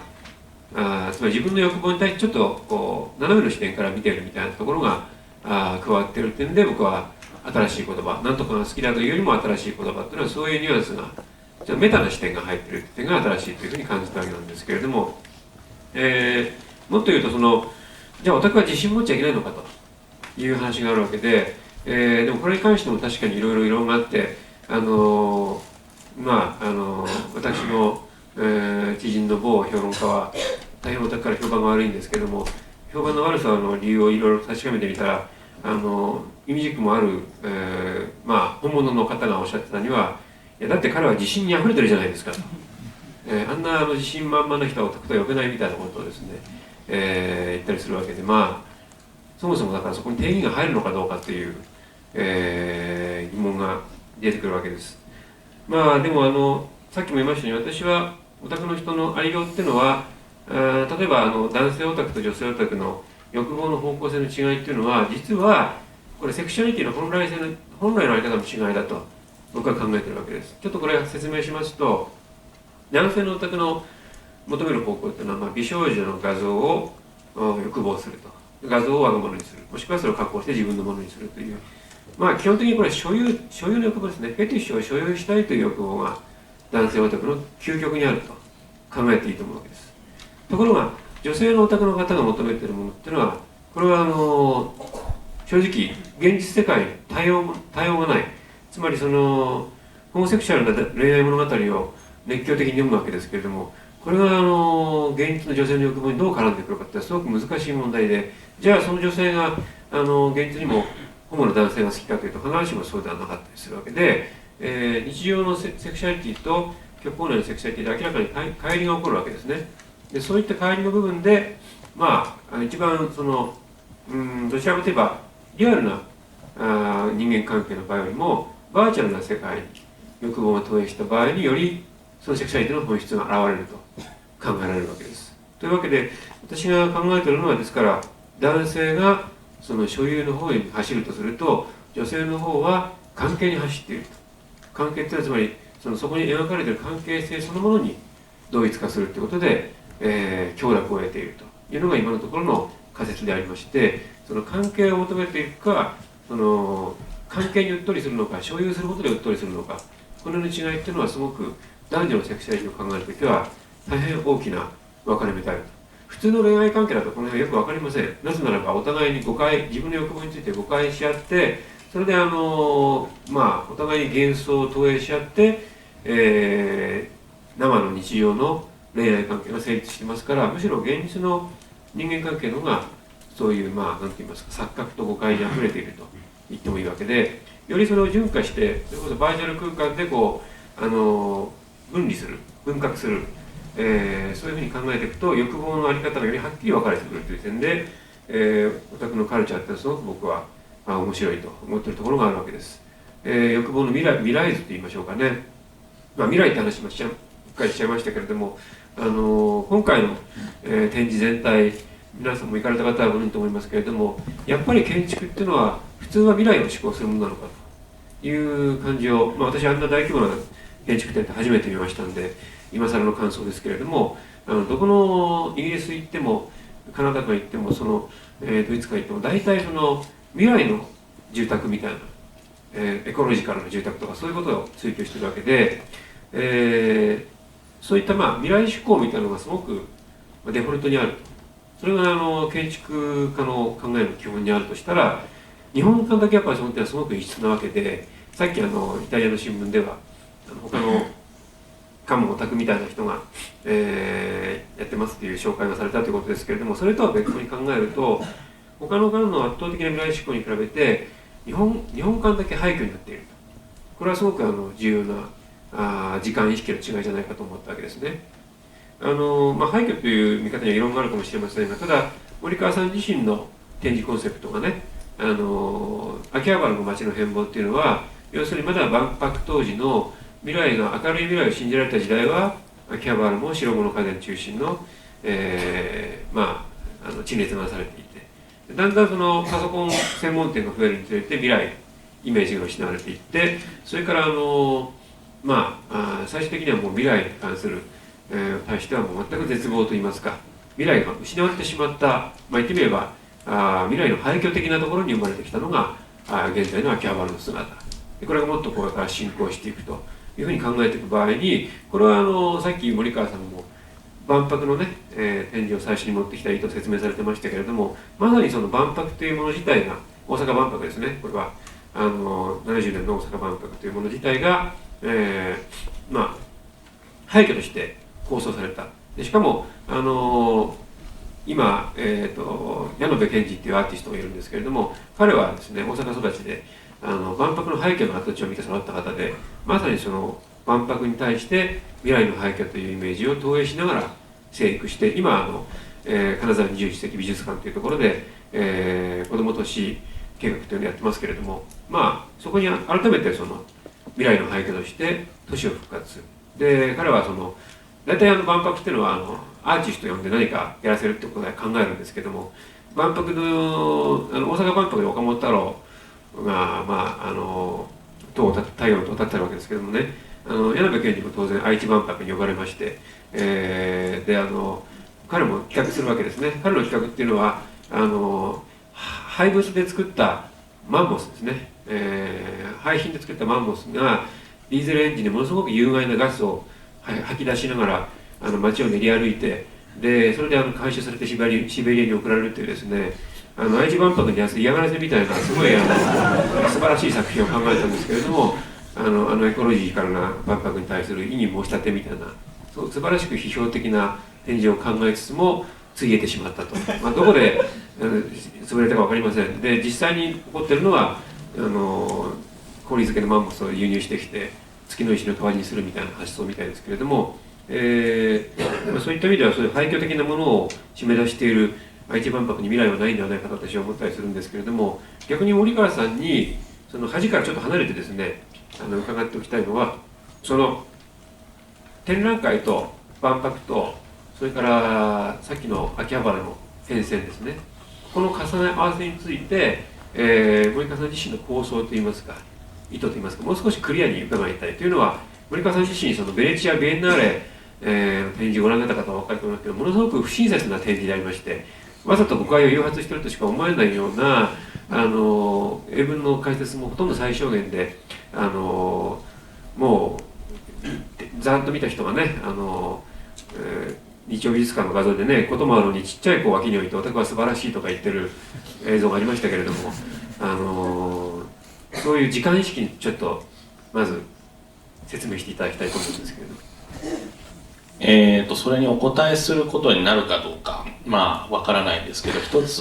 逸話を披露したいというふうに思いますけれども、確か、内覧会のですね前々日あたりだったかと思いますけれども、いろんな多館の、作業をしている、方々がですね、いろいろ下見というか遊びに、訪れるというようなことがあったんですけれども、その中に、実は金獅子賞を取ったベルギー館のコミッショナーが混じっていまして、でその方ですね、なんか老けたヒッピーみたいな、ちんちくりんなおじさんで、最初はどっかの館の作業員か何かかというふうに誤解していたんですけれども、展示をざーっと見てですね、いきなりふいっと僕のところに寄って、これは失楽園をやったんだね、うちの館と非常に、コンセプトが似てるねっていうようなことを言って、ものすごくびっくりしたわけなんですね。でその時に分かったのは、多分これはキャプションをいくら書こうと、これは日本人であろうと、欧米の人であろうと関わらずに、分からない人は分からないけれども、でも分かる人は実はパッと見ればもうそれだけで分かってしまうんだと。キャプションの量と理解っていうのは実はほとんど関係がないんじゃないかっていう時に、ということをその時、ふと思ったんですね。でまさに、その、ベルギー館のコミッショナーに一言で言い当てられてしまったように、館っていうのは、オタクの浄土を、描いたんじゃないかというふうに鋭く、インターネットで書いてくださる方も、いらっしゃるんですけれども、楽園であると同時に失楽園でもあるんですね。でそれが、万博を冒頭に持ってきたということとももちろん関係があるとも思うんですけれども、それをわざわざ、ベネチアに、持っていったということで、それからもう一つは、丹下健三さんを除いて、建築家の方を、一人も、参加作家として、招くことなく、むしろ、オタクの、分野の、方々を作家に見立てて、展示を、組んだということとも、関係してくるわけなんですね。ということで答えになってますでしょうか。いや僕がじゃあちょっと補強的に伺っておきたいのは、やはりその廃墟ということですね。これに関して、森川さんの言い方だと、未来が失われた後、秋葉原ということだと思いますけれども、そこに対するそういったその廃墟的なものに対する配慮みたいなのっていうのはどの程度あったのか、それは今の失楽園ということで分かるような気もしますけれども、もうちょっと詳しく聞きたい気もするんですけど。もう一つはですね、その廃墟という時に西洋の廃墟という観念っていうのが強くこれは絡まざるを得ないと思うんですけれども、それは基本的に建物が永遠に残っていくというような考え方に基づいてそうしたものは生成されていくわけなんですけれども、ご承知のように日本っていうのは必ずしもそうした同じ廃墟の概念を共有しているわけではないということが一つと、それからもう一つはですね、未来を建築家は思考していくということの裏には、これはある種の進歩主義っていうのが根深くあるわけなんですね。で、進歩主義っていうものは基本的にオタクに対して否定的にならざるを得ないところが、おそらくあるような気がするんですね。で、ただ、この進歩主義っていうのも一種の、近代の産物で、必ず、今日より素晴らしい明日で、さらには、人間がどんどん成長していってより成熟した、よりまともな状態になっていくというような、観念というものに、裏打ちされているわけですけれども、どうもそういった考え方っていうのは今後怪しくなっていかざるを得ないのではないかと。だからその今回組み上げたものというのは西洋的な観点から見ればこれは廃墟であるわけなんですけれども、でも本当にそれを廃墟とみなす視線というのが正しいのかどうかということに関しては極めて疑問に思ってるんですね。でそういう意味では同時に楽園でもあるというような、両義性を私は、率直に言うとあそこに、持たせているつもりです。もう一点伺いたいんですけどね、さっき恥っていう言葉でそこに話戻りますけれども、桂離宮と日光東照宮対比させて、お宅の方がいやそれはさっきの概要よく分かってるつもりですが日光東照宮的なものであるというふうなですね、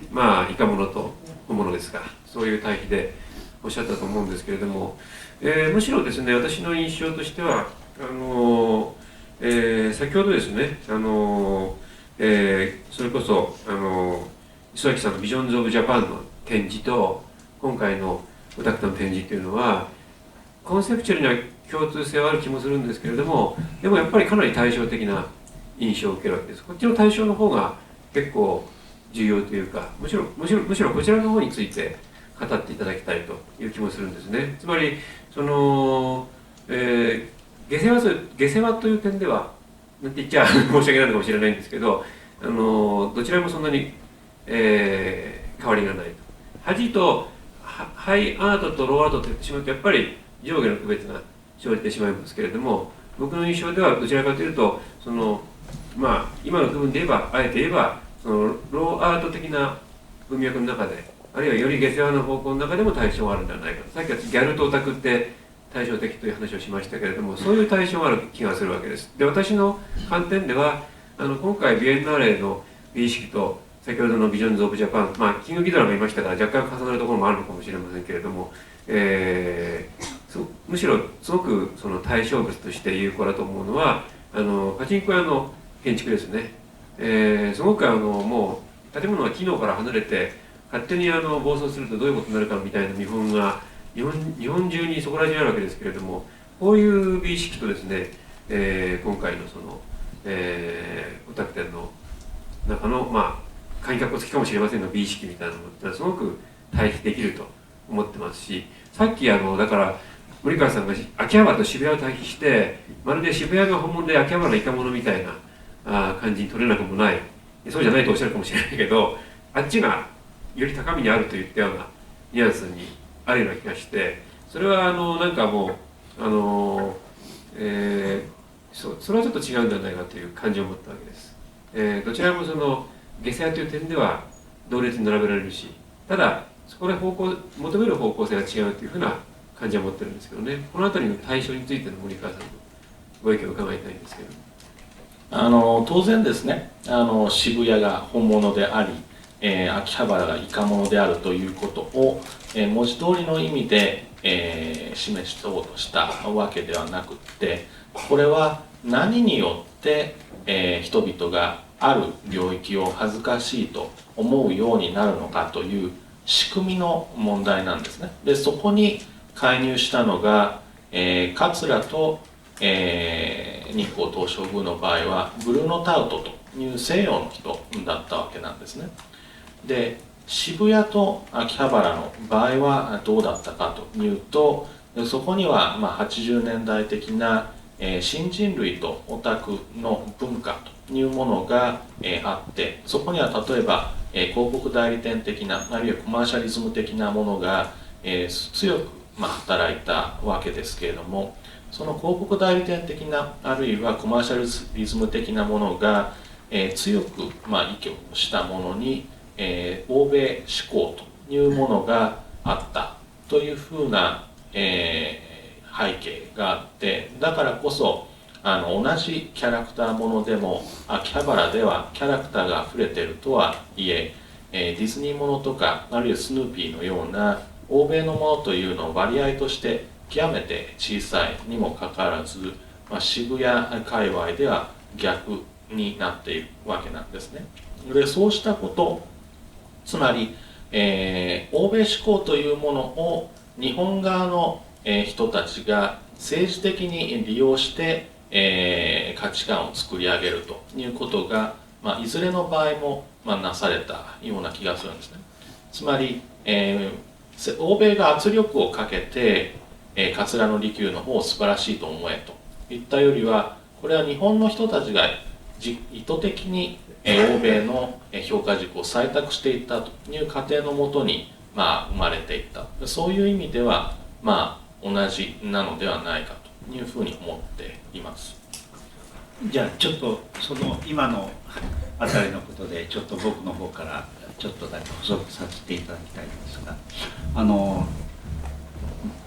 国内で起こって作られているものっていうのは、これは日本産メイドインジャパンだからもそうですと、問題は大体19世紀の終わりぐらいからですね、日本は近代化進んだ。その一方にそれが、ヨーロッパやっぱ外国ですね、外国にどういうふうにものが出ていくかということがとっても関係、その日本の中の作られるものを逆に決めていくという、こういう事態がずっと起こっています。例えば、今ブルーノ・タウトの話が出ました。で桂的なもの、日光的なものとこういうふうに仮にあったとした場合に、実はなぜそれがタウトがその時に、いわばさまざまな議論のきっかけになったかといえば、それまでは全部日光的なものが日本だったんだという時代があったわけです。でこれはある意味で言えば、ヨーロッパはビクトリアの時代であって、で20世紀の前半は、1940年ぐらいまで、45年ぐらいまでですね。というのは、仮にタウトがいろいろ言ったとしても、日本の国策としてはそういう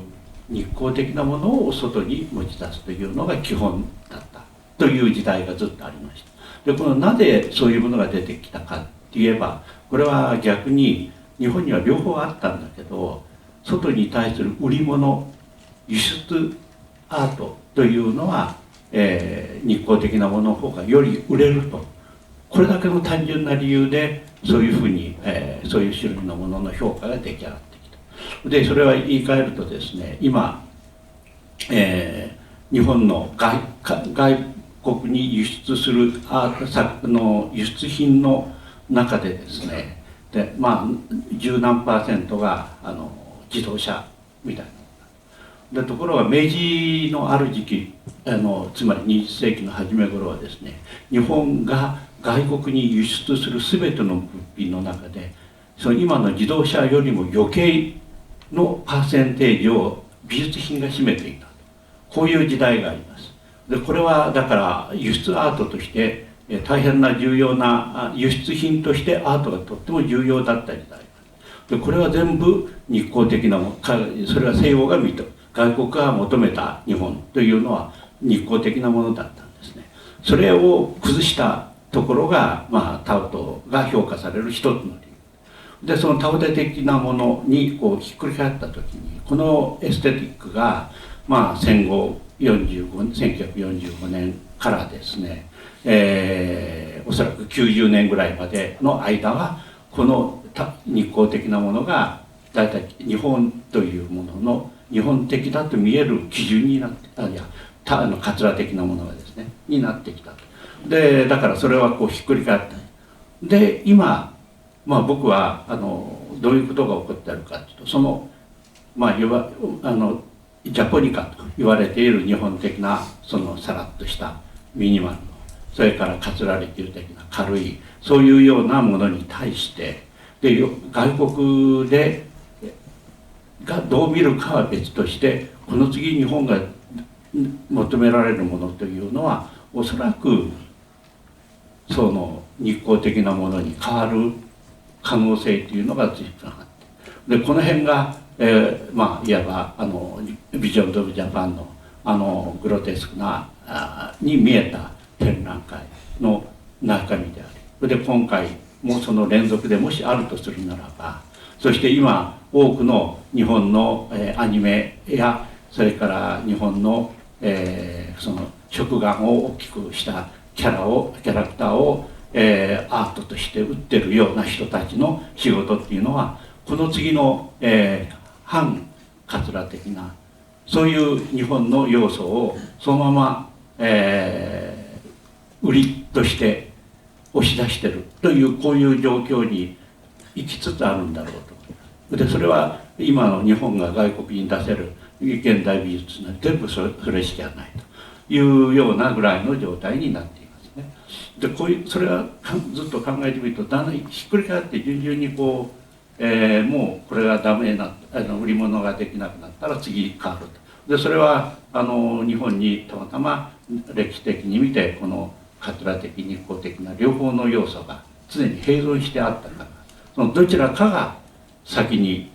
向こうから目をつけられる。そうするとそれに合わせて作るのが今の、明治以来のですねアーティストのほとんどの仕事になってくるわけですね。で外国で売れるっていうのが大変すごいことだとアーティストがみんな思ってるっていうことは、要するにそういう外国からの需要をですねどうやって早く嗅ぎつけてそれを自分の作品にこう組み立てたかと、こういうような関係で出来上がっているんだと思います。でそういう意味で絶対的な日本的なものなんかは全然なくて、そういう外と内の関係性の中で組み立てられたものを戦略的に誰がうまくそこで巧妙に作品化するかと、それに過ぎないんじゃなかろうかというように僕は逆に思ってるんですが、そういう中でこの全くつまり外に売り込むことということをしないことをもって自分の、いわば趣味を組み立てているこのオタクの文化っていうのが、僕からしてみるとこれは、この外と内が売り買いをするアートあるいは輸出産業、そういうアートのその世界の商品の枠の中からずれてる部分がある。でこれは商品になるのかならないのか、商品だったらすぐ売れる、あるいは買える。だけど果たしてこれは売り物になるのかしら。でいろいろ聞いてみると、その関係が崩れてるところがこの存在のすごい重要な点じゃなかろうかと、オタクというものの一連の仕事の中というように僕は外から見て思ってるわけです。まさに今回の、目指したところを言っていただいて本当にありがと思いますけれども、その外側からですね、オタクが商品になるんじゃないかというような動きは、これは、資本レベルでは昔からありましたし、というのはもう日本のオタクが関わったものというのは、向こうでテレビをひねれば日本のアニメをやってますし、それから、おもちゃ屋さんに行けば日本のゲーム、これもたくさん売ってますし、それから本屋さんに行ってもというかマガジンスタンドに行っても日本の漫画が並んでいるというような形ですでに、なされてきているわけで、それが、ここ数年の間に行政レベルでもこれを行おうということに、移行しつつあるわけなんですね。でこれに対してオタクっていうのは極めて冷ややかなというか敵対的な眼差しで見ているというのはまさにおっしゃる通りでして、でそれで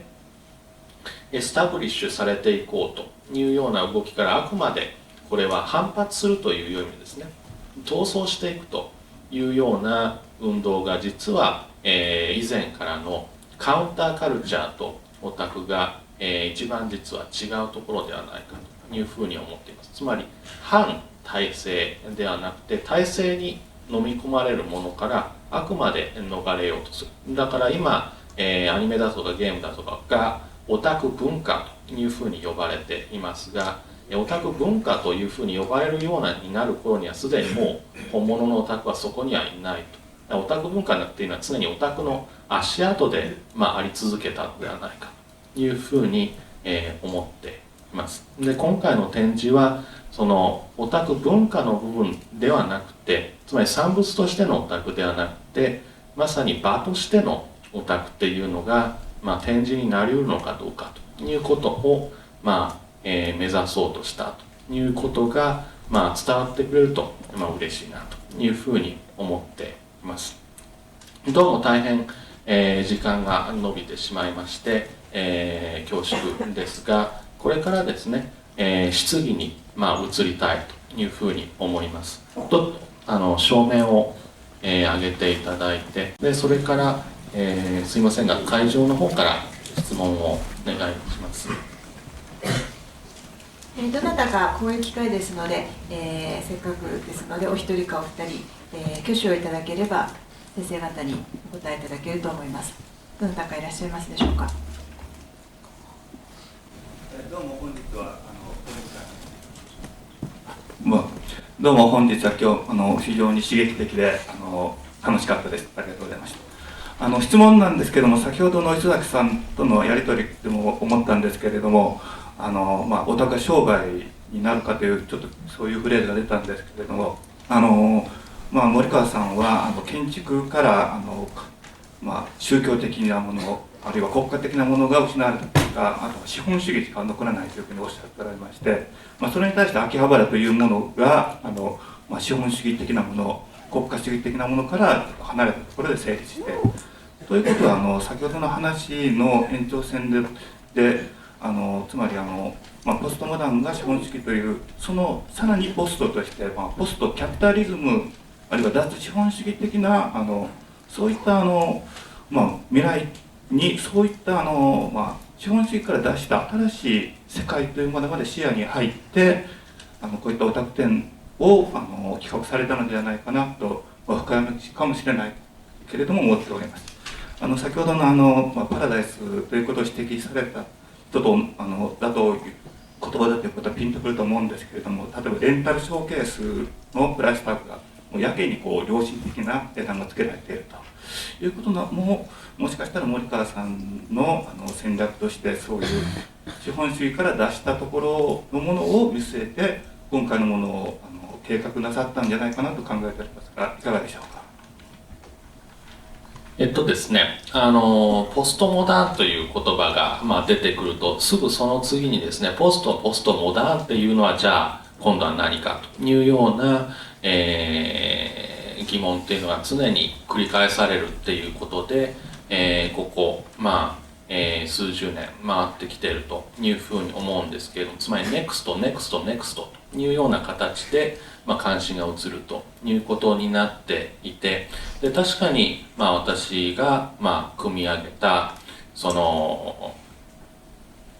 建築が依拠するものがかつての公共とか国家というものから、資本に移ったというのが、いわばポストモダニズムの大まかな、実態であり、でかつ秋葉原っていうのはそれからもさらにずれたところがあるというのは、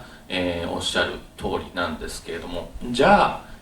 ポストモダニズムの次は、秋葉原的なものが支配的になるかっていうとそうも、思っていないんですね。つまりそうしたビジョンっていうのは、今日と違う明日でかつその明日っていうのがより今日よりは、進歩した状況になっているというこれまた、進歩主義的な、観念を、前提にしているような気がするんですけれども、もうすでにですね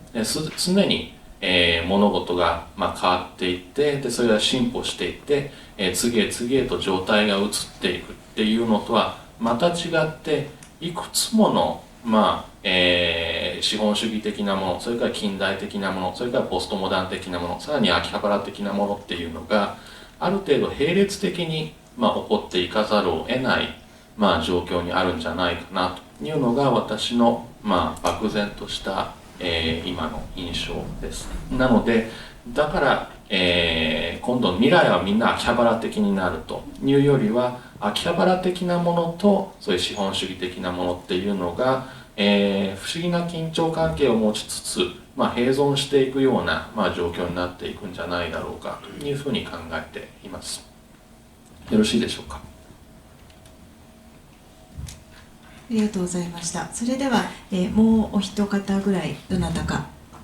じゃあこちらの方に。本日はとても興味深いお話をいただいてとても興奮しているんですけれども、オタクは、最近その進歩主義派というか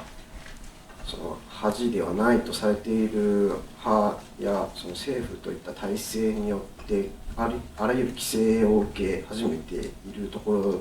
だと僕は思っているのですけれども、これは共存するというよりも、その体制派によってどんどんかき消されていくような動きになっていると思うんですね。でそれはつまり一般的にオタクは悪だと思われている節があると昔から思うんですけれども、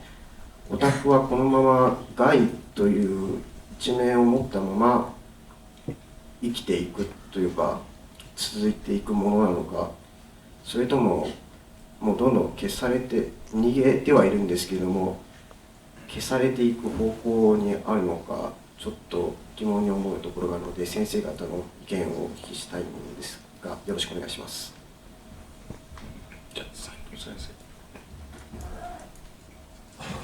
じゃあ僕が先に、お答えしたいと思いますけども、オタクが悪いかどうかという議論というのは一貫してあるわけで、それはもう、最初の命名の時点で中森明夫さんという方が、1983年に命名した時点で相当差別的な視線をはらんでいたことは、歴史的事実としてあるわけでありまして、当初はある程度事情を知ってる人ぐらいしか流通してなかった言葉ですけれども、これは事件をきっかけに、つまり宮崎勉の連続幼児殺人という事件をきっかけにして一挙に有名になる、悪名が高まってしまうという経緯がある。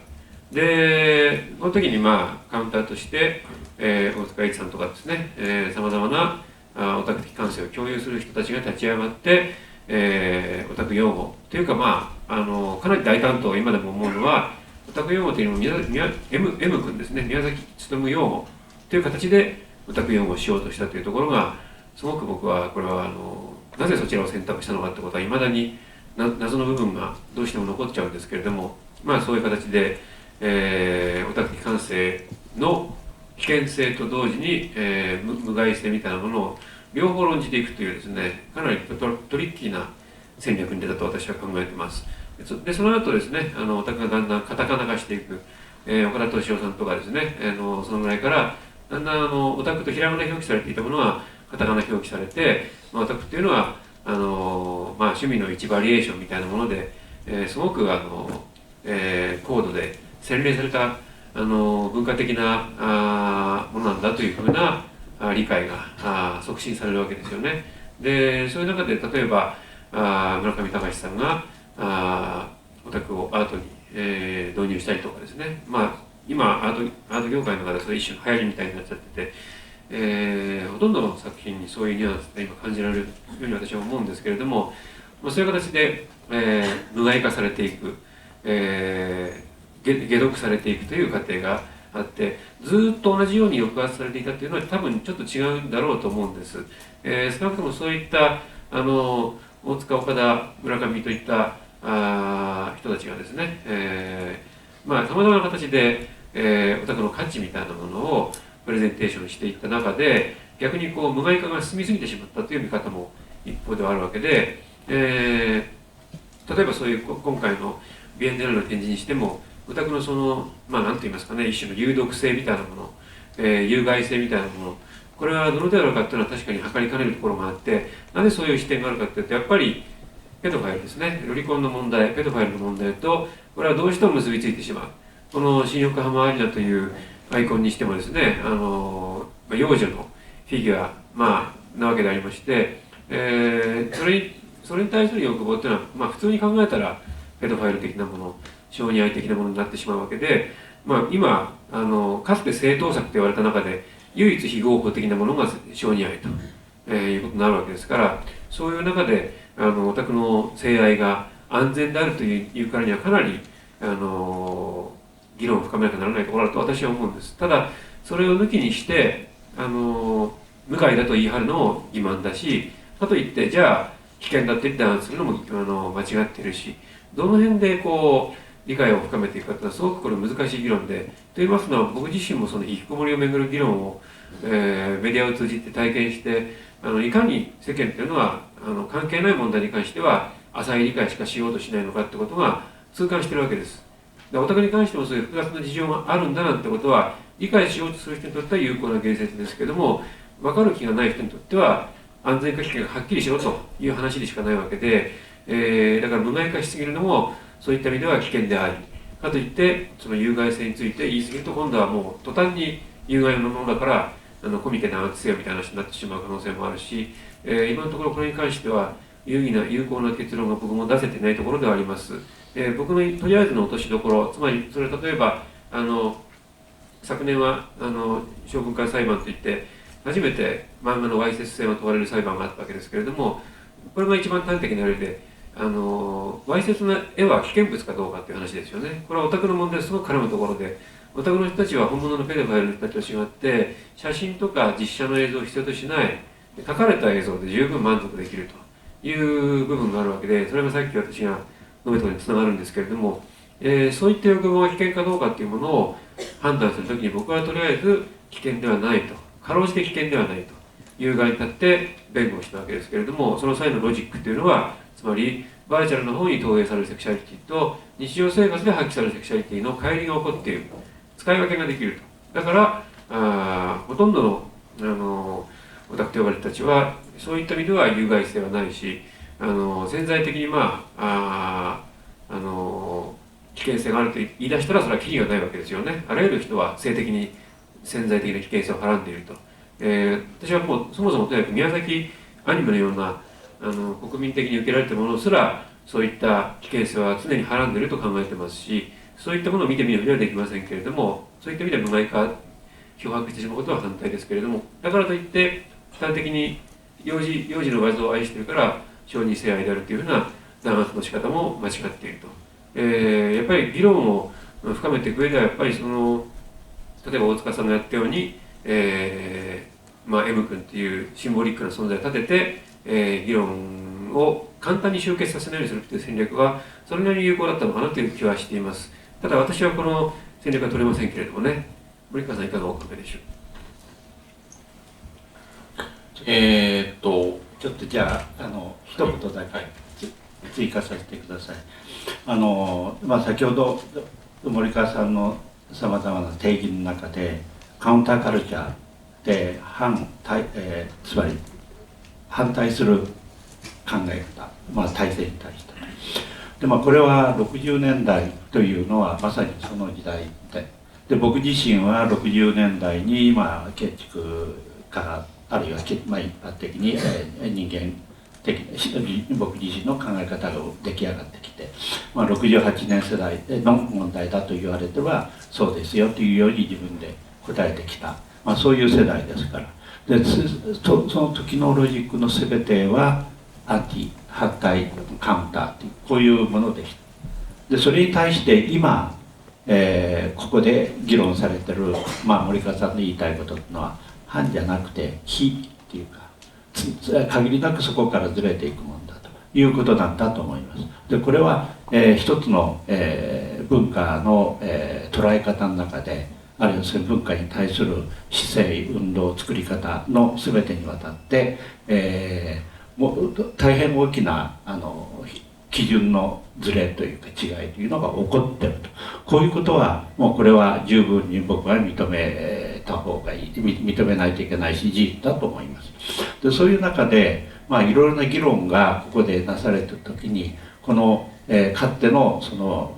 カウンターカルチャーの世代の僕から見てて、で今我々が議論していく時に何が一番興味を持って面白いことかというと、で実は、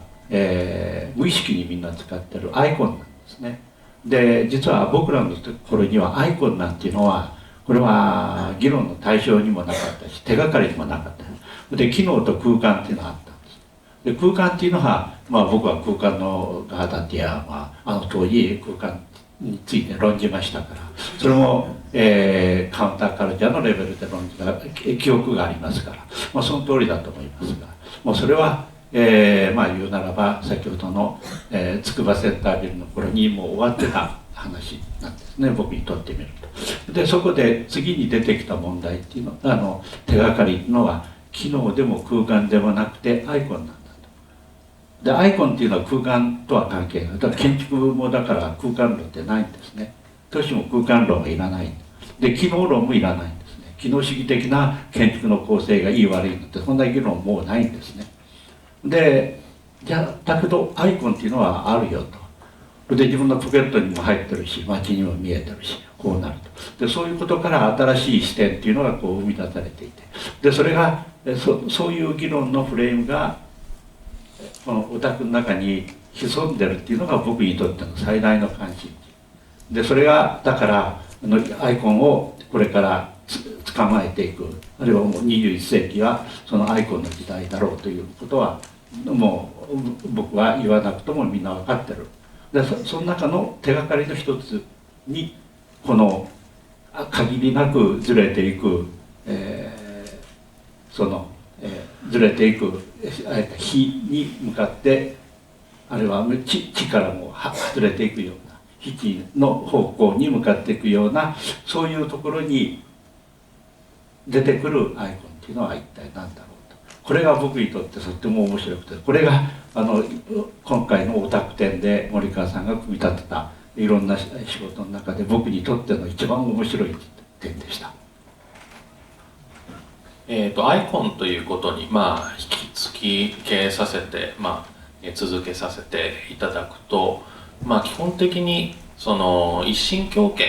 の文化というのは、必ずアイコンっていうのは出てくるんだけれども、それを潰したところから再びアイコンが出てきてっていうことのルテンでもって展開してきたというふうに思うんですね。その挙句の果てに出てきたのがのっぺりしたモダニズムのような、気がするんですけれども、日本の場合は、これとは違って、こうした話に達してくるのは適切かどうか分かりませんが、八百万の、神々というような、反神論的な、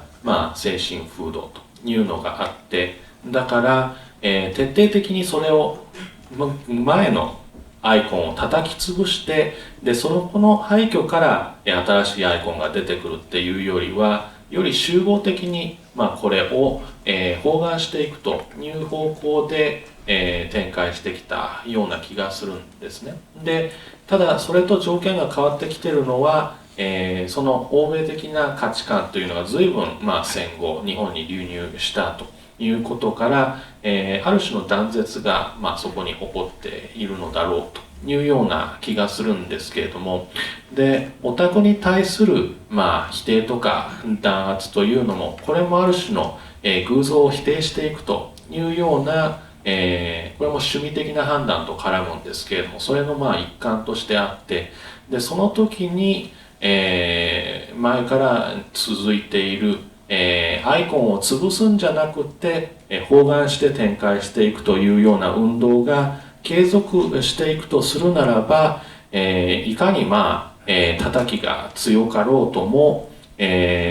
実は叩きというのはこれに対するアイコンに対する愛着の、裏返しでもあるというふうにも解釈できるような気がするんですね。自分が、それに対して無関心であればそもそも叩いたりしない、ある種自分の中に惹かれているものがあるっていうようなことがあるからこそ、叩くっていうような、ことが起こりうるわけで、そういう意味では、その昔あったアイコンを徹底的に叩き潰すっていうような運動が日本に移植されるとするならば、結構オタクっていうのは危ないところにあるのかもしれないけれども、でも、最終的にはですね、そこまで強く、日本人の心性が組み替わるっていうようなことにはなっていないんじゃないかというような気がしていて、でそういう意味では、そんなに根本的に叩き潰されるというようなことは、なかなか逆に起こりづらいんじゃないかというような気が私は、極めて漠然とした形ではありますけどしています。はい、ありがとうございます。いつまでもお話を伺っていたいところなんですが、なんか9時で消灯らしいので大変焦っておりまして、突然消えることはないと思いますけれども、じゃあ先生方最後に一言ずつ言い残されたことなどございませんでしょうか。何かございましたら。そうですね。本当にもう展覧会から始まってこういったイベント、私自身もいろいろ刺激を受けましたし、今そういうオタクの恥の問題とかですね、これは広く考えた場合に今の若い人たちの自意識というか、自分がもう負けてしまっているとかダメであるとか、そういった自意識の問題にも通底するような部分があって、僕としてもちょっと新しい関心の方向がいろいろここからまた出てきそうな気がしますので、ここからはとにかく森川さんに感謝ということです。ありがとうございました。もうちょっと焦って、もうこれで最後だっていう時に言おうと思ってたことを言っちゃったアイコンにしちゃったんでと言ったんで、もうあんまりないんですが、これはあんまりいい、怒られそうな質問ですが、いつも森川さんに言うのは、森川さんが使う、映像ショットでですね、もう何回も今日も出てきたわけだけど、秋葉原でうろうろしてる男オタクが大体みんなお腹が出てるとで、一体これなんでですかっていうのを僕は一番最初に質問したことがあるんです。で依然として彼は、いやそんなことは関係ないですよって言いながらこの写真ばっかり出すわけで、これはこれを見ておられた方がよくご記憶だと思いますし、会場にもその写真が大きく出てるわけで、これを森川さんに改めて質問したいなと思っていたんです。別にオタクが太っている方が多いっていうのは、一つも、否定したことがなくて、実際にですね、体型が、太っているという点で見ても渋谷の人々と大きな体系的な隔たりがあると。でそれは別に人種的な違い、真の意味での人種的な違いでもなければ社会階層的な意味の違いでもなく、ある種性格的な違いに、起因するという点で、実はオタク文化圏っていうのは、他のものと比べて、結構新しい部分があるのだというふうに、言っているわけなんですけれども、じゃあその磯崎さんから質問された時に、その時にはですね、食玩というものが話題に上がっていて、オタクの人たちは食玩を、好むからそのお菓子を食べて、太るんじゃないのかというような、質問を受けまして、いやそれは違うんですというふうに申し上げたはずでして、で、これはちょっと問題発言かもしれないんですけれども、オタクだから太るのではなくって、太っているから逆にオタクになりやすいというように言った方がむしろ正確なのではないかというふうに思います。つまり身体が自意識と鋭く関係して生まれるのが実はオタクなのではないかという点があるわけなんですね。どうも皆様、長い間、ありがとうございました。お付き合いくださいまして、皆さん関係者にこの場をお借りしまして、感謝いたしたいと思います。どうもありがとうございました。皆さんどうもありがとうございました。先生方もどうもありがとうございました。今日大変濃密な時間と空間を共有することができました。オタク展の空間、かけがえのない空間は明日、明後日が見納めでございます。進歩主義的なことはいけないと先ほどお話ありましたけれども、10周年をこういう形で締めくくることができて、大変幸せに思っておりますし、皆さんのお手元にお配りしましたチラシにあります4月30日からまた次の知覚と視覚の試みを続けていかないといけないということで、またこのような時間と空間を皆様と先生方と共有できる機会が訪れることを心より祈っております。今日は長い時間本当にありがとうございました。最後に大きな拍手で終了したいと思います。どうもありがとうござい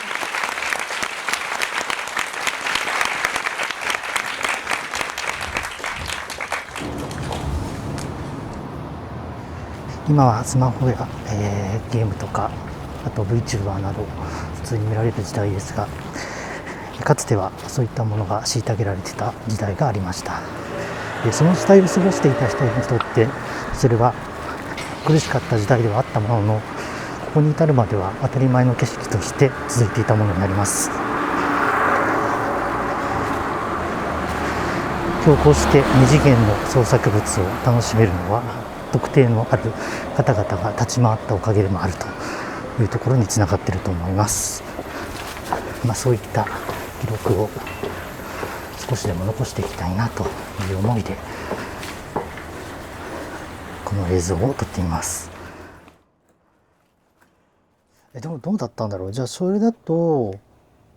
そもそもじゃあ小学校中学校ぐらいの段階では、美少女アニメとか新アニメとかっていうもの自体の存在にあんまり気づいてなかったっていう、一部の人は知っていてで大っぴらに言うんじゃなくて、その仲間内だけで楽しんで、そうなんだよね。だからそこが難しいんだよね。それをその全体にアピールするようなものでもなかったし、わざわざこっちからアピールしようとも思ってもいなかったから、僕も積極的にその情報を仕入れに行ってたわけではなかったから、友達から口コミでこんなのがあって面白いよみたいな、この漫画が面白いとか、この番組夜中にやってる、当時だと夜中にワンダフルでやってたデジキャラットとか、あの辺のやつ、デジキャラット、デジコのね、そうデジコのやつとかね、がやってるから見てみると面白いから、この時間にとかっていうのは。じゃあ最初は結構そのデジコというかデジキャラットとかそういうのを見始めたのが最初、それもそう、深夜にやってるアニメを、僕はそれで見る機会はほとんどなかった、夜寝てたからね、こんなのを夜やってるからちょっと見てみなよっていうのを言われて見てみたら面白いなっていうのがあって、あれも突然終わったじゃない？終わった急に終わったというかね、クールが終わって、だから続きないんだとかっていうのを作品を説明するっていうのも難しいんだけど、なんだこれはみたいなのがで、じゃあそれを当時インターネットが始まり始めたまあそうだね。一般的になりつつあった。ISDN とかが出てきたから、いわゆるその、まあ、ちょっと説明的になっちゃうけど、昔は電話回線を使って時間を気にしながら、あれ1分いくらぐらいだったっけ、それもちょっと忘れたけど、20分で通話と一緒か1980円とか、ね、とかだったから、定額、今みたいに定額じゃなかったから、速度は遅いわ、時間で課金はされるわみたいなので。俺だってあれだもん、10万10万請求されて、とんでもないことになったっていうのを、多分ね、それはね、当時小学校中学生でパソコン持ってる人はみんな経験してると思うんだけど、親から怒られるっていう。そうだからプロバイダーにつなぐ時間も月々で決まってるから、そ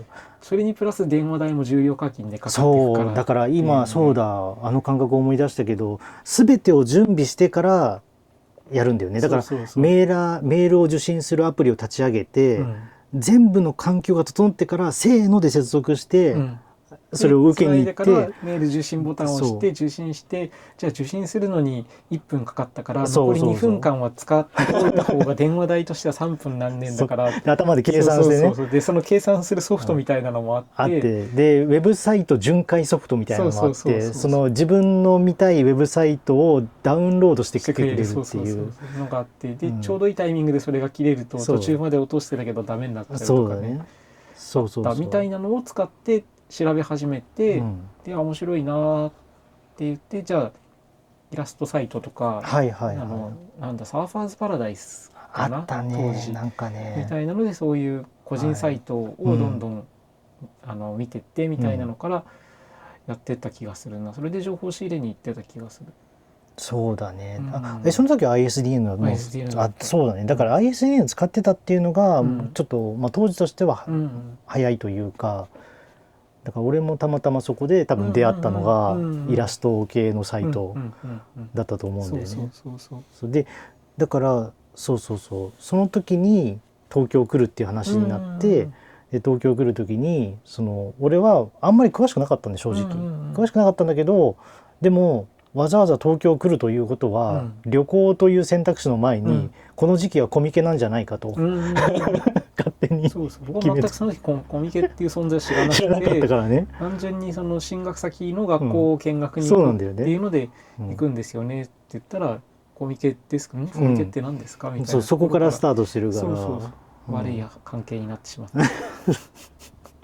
そうだからコミケ俺はあんまり詳しくなくって、でもこの時期に来るということはそうなんじゃないかと。でしかもたまたま年代が一緒っていうか、年が一緒だったんだよね。会うまで知らなかった。そう俺はもう完璧に40代ぐらいの人だと思ってたから、だからまさに今ぐらいの人が来るのかなと思ってて、全然そのつもりで来てたんだけど、お互いが多分敬語を使ってすごい丁寧に接してたからで会ってみたら同じ高校生が来てるみたいな。そうだからそこの感覚とかも今だとなかなか説明しようにも難しいところなんだろうなと思ってて、今だったらもっとね、例えば音声チャットを重ねて、当然ながら音声通話もするだろうし、なんだったらビデオ通話とかでもしてもっと身近な存在になってから会うところを、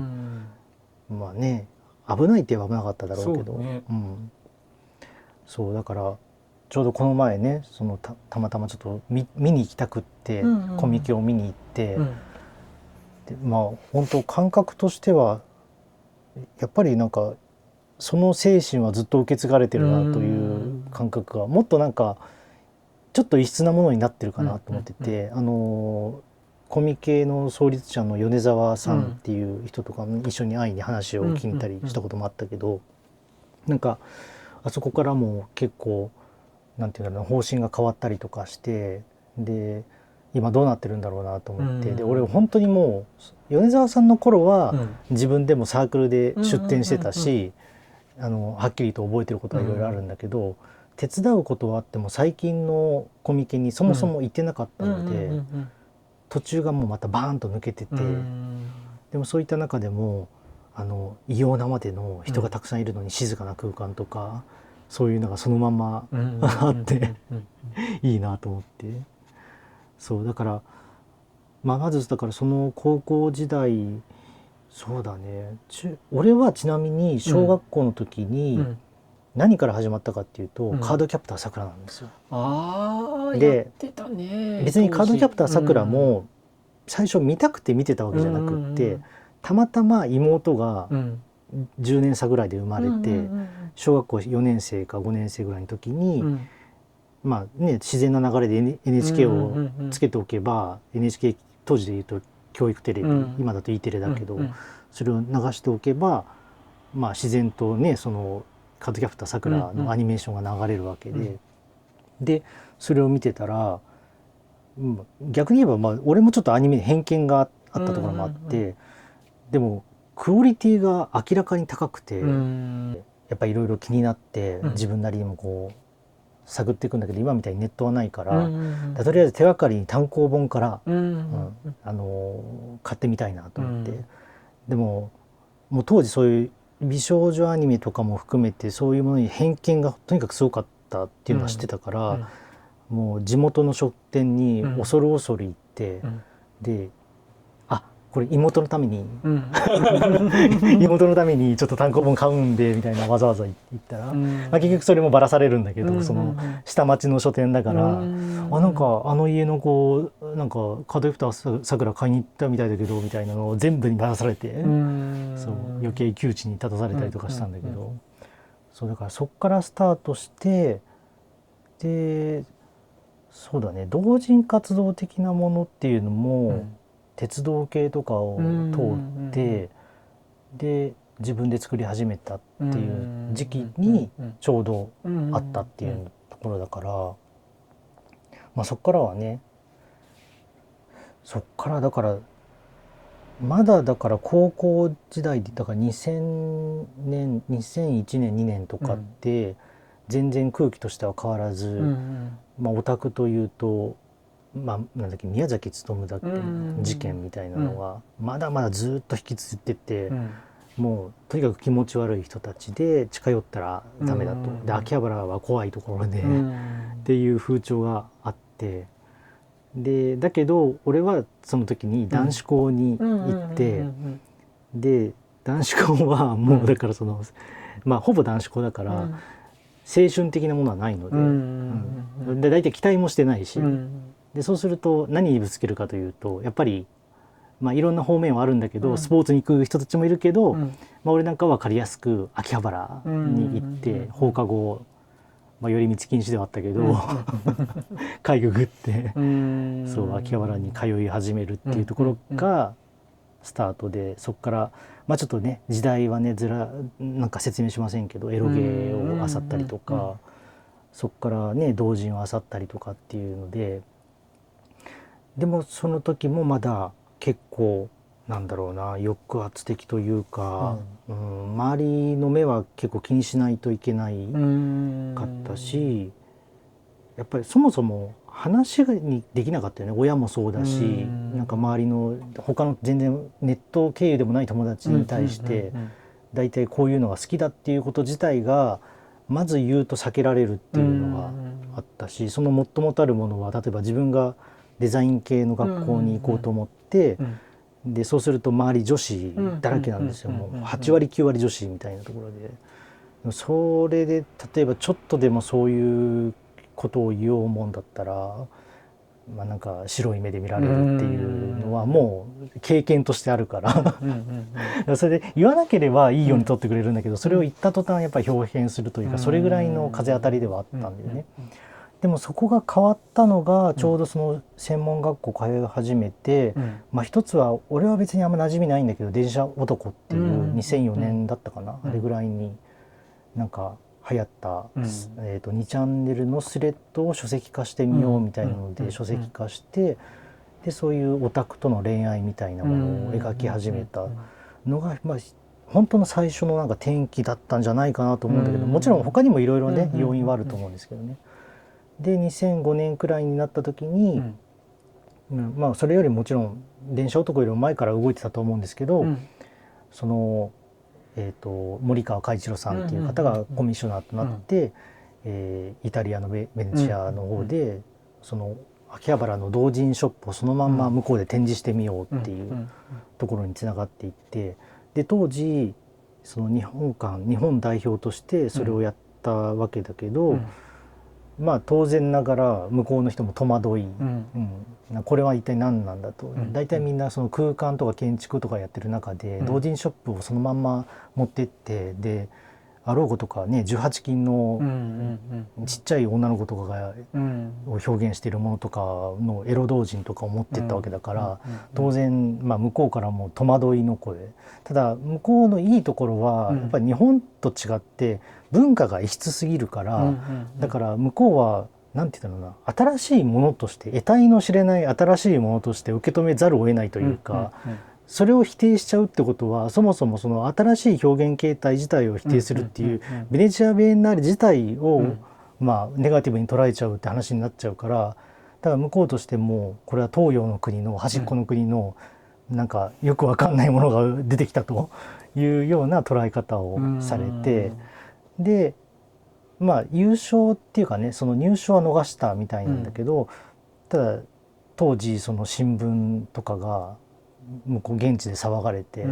これは新しい可能性を秘めてるかもしれないみたいなもので、そのイタリアの地元紙ベネチアの地元紙、世界中のムードがだんだん日本にはなんかオタクという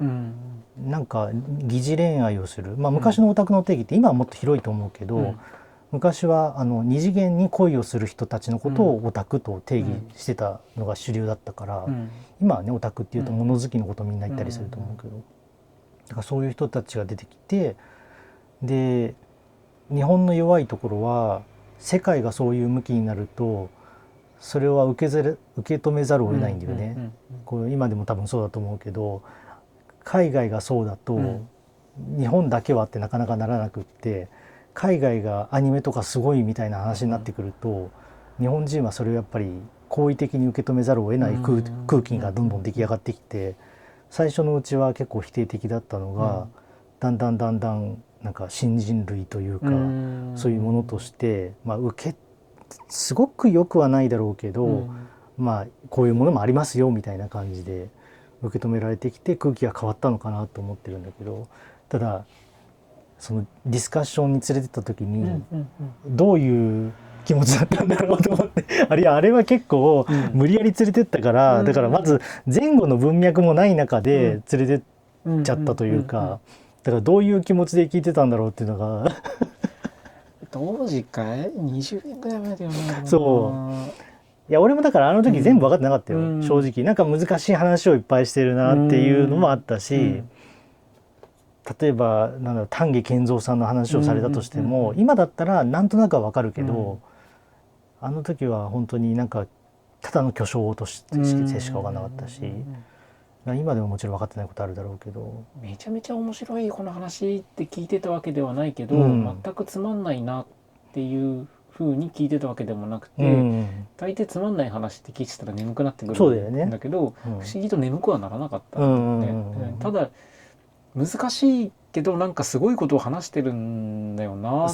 ていうのが雰囲気として分かっていたなというのはあるかな。どうなんだろう。でも俺はもう本当よく分かってないんで、逆に分かってないんだけど、多分若いオタクを俺よりかは多分知ってるんじゃないかなと思ってて、ほら結構イベントはさあれからも言ってたじゃん、ちょっと。だからなんて言ったらいいんだろうね。ここちょっと説明っていうか話は難しいんだけど、今の人たちはどうなんだろうと思って、その、どうっていうのは、俺はなんか空気感をこの前見に行って受け継いでる感じはあったんだけど、でもとは言っても環境はかなり激変してるにも近いと思ってて、まあインターネットとかで、そもそもじゃあコミケの必要性とかっていう話になった時に、極論言っちゃえば必要ないっていう方もできちゃうと思うんだよね。だけど、まあ、やっぱりあの場だからっていうのもあるし、例えばインターネットとかで言うと中国なんかはネット規制とかもあったりするぐらい、まあ、日本だってやろうと思えば規制もできなくはないっていうところで言うと、アナログでこうねやり取りするのは一番確実な方法ではあるから、ああいった場所が全部なくなっちゃうのはまたちょっと違うのかなと思うし、そうね、表現そのイベント的なので言うと、まあコミックマーケット以外に別なイベントもあるだろうから、それぞれそのジャンルに特化したイベントでそれこそ同じような大きいイベントもあるだろうし、大ジャンルのでやってるのでも他にも出してるイベントはあるんだろうけれど、じゃあなぜそのオフラインでそういうイベントに出展してやっていくかというのは、オンラインではできない経験ができるからっていうようなところに尽きるんじゃないのかなと勝手に思っていて、そういうところなのかなとは思うんだが、ただ今ね発表しようとすればね、その即売会で最初の初稿を出すっていうんじゃなくて、そういう投稿サイトなりなんなりで出したり、それこそ SNS で発表したりとかっていうのもやり方としてはあるだろうから、あれどう思う？ちなみにさ、これまた興味本位でしかないんだけど、今例えばさコミケでなんか、出しますサークル出展しますって言うと、結構地方民の人が「あ俺行けないからネット待ってます」とか、ネット販売してくれないのはちょっとどうかと思うみたいな、なんかそんな感じの結構そのリプライみたいなのが来たりするって、昔はさ、コミケでしかなかったりとか、そういうイベントでしかなかったから、もう逆に言うと東京に来たりとか大阪に来たりとかっていうのが当たり前っていうか、そうしないとないものはないというか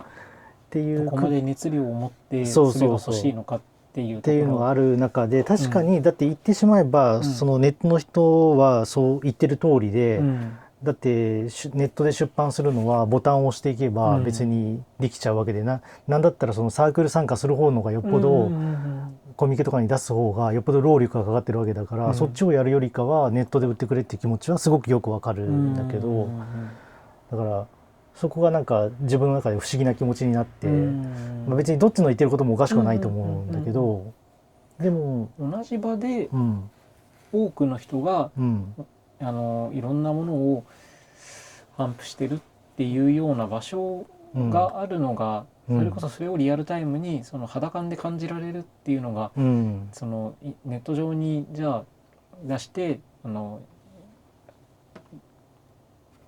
販売しますよっていうのとは違うんじゃないのかなと思ったりは。だから俺はちょっとそこは言いづらいところあって、やっぱり東京にどうしてもいるから、1時間以内にはそういうイベントに行けちゃったりする中で、北海道出身だとやっぱり、行きたくても行けなかったとか、行くのに航空券を取って宿を取って休みを取ってそうだから一大イベントになったからね。しかも年末年始とお盆とかっていう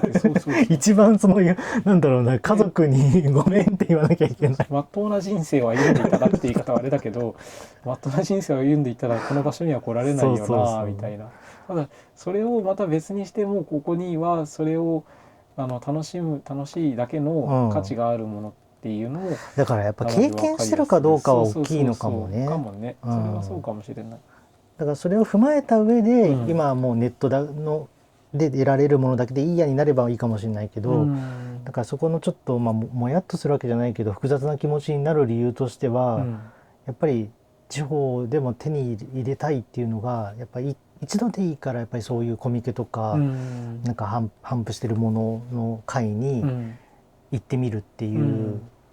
頒布っていう言い方もね、言ってみれば今当たり前に2人で喋ってるけど、多分そう一般の言葉じゃないと思うんだよね。あれはだから販売にしちゃうといろいろとお客さんっていうのじゃなくて、一般参加者だからね。だからお金の金銭のやり取りがメインではないですよっていう。コミケ爆破事件とかね、爆破予告事件とか、黒子のバスケのやつ、あれはちょっと俺はあんま知らないんだけど、過去にいろいろ。黒子のやつは知ってる？俺なんか全然そこのところ飛ばしちゃってるからさ、ジャンルのところ一体がもう参加しない、参加させないみたいなことになって、そこだけ空白地帯に空白になってたんだやっぱり。なってたの。わあここなんもないんか。そうだからあれはその情報は後で知ったんだけど、結構そのコミケの歴史で言うと、初めてそういうのに屈したというか、ってっていうこととして記録は残ってる。こういう話を当時していた、その時僕確か現地に行ってて、確かそのスペース机しか並んでないんだよね。はいはい、異様な感じの。他のところはすげえ人でにぎわってるのに、そこだけまあそこそこ歩いてる人はいるけど、出店っていうのかな、そのサークル側の人が全くいないから、すごくあの場にしては異質な空間が広がっていて、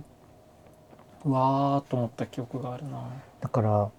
それも結局犯人は逮捕されたっていうところだと思うんだけど、それまでも結構存続を左右するような事件っていうのはあったし、コミケに限らず、例えば秋葉原の界隈とかでも結構警察が介入しないと収まらないっていうようなこともあったりとか、あと具体的に言うと看板を表に出しちゃダメだとかね、小学生が通学するからとか、そういうもちろんそれはそうだろうってこともあるんだけど、中には結構微妙なラインのお互いの認識の違いというか価値観の違いみたいなものがはっきり分かれてるものもあって、そういうのを結構かいくぐって現地の人が工夫したりとか、それぞれの人が根回しをしたりとか、さっきのオタク展なんかもまさになんかその専門家の人たちが知恵を振り絞ってこれだったらいけるんじゃないかみたいなことを、そこにスリルを感じたかもしれないけどあの人たちはやっぱりちょっと特殊なところもあると思うから、だから一般の人とは違う、なんだろうな、そういうスリルも感じたかもしれないけど、でも結果としてね、そういうね努力の中でふんわりとしたオタクというか、今スマホのゲームにもあったりするし、 VTuber として当たり前のようにね探せば出てくるっていう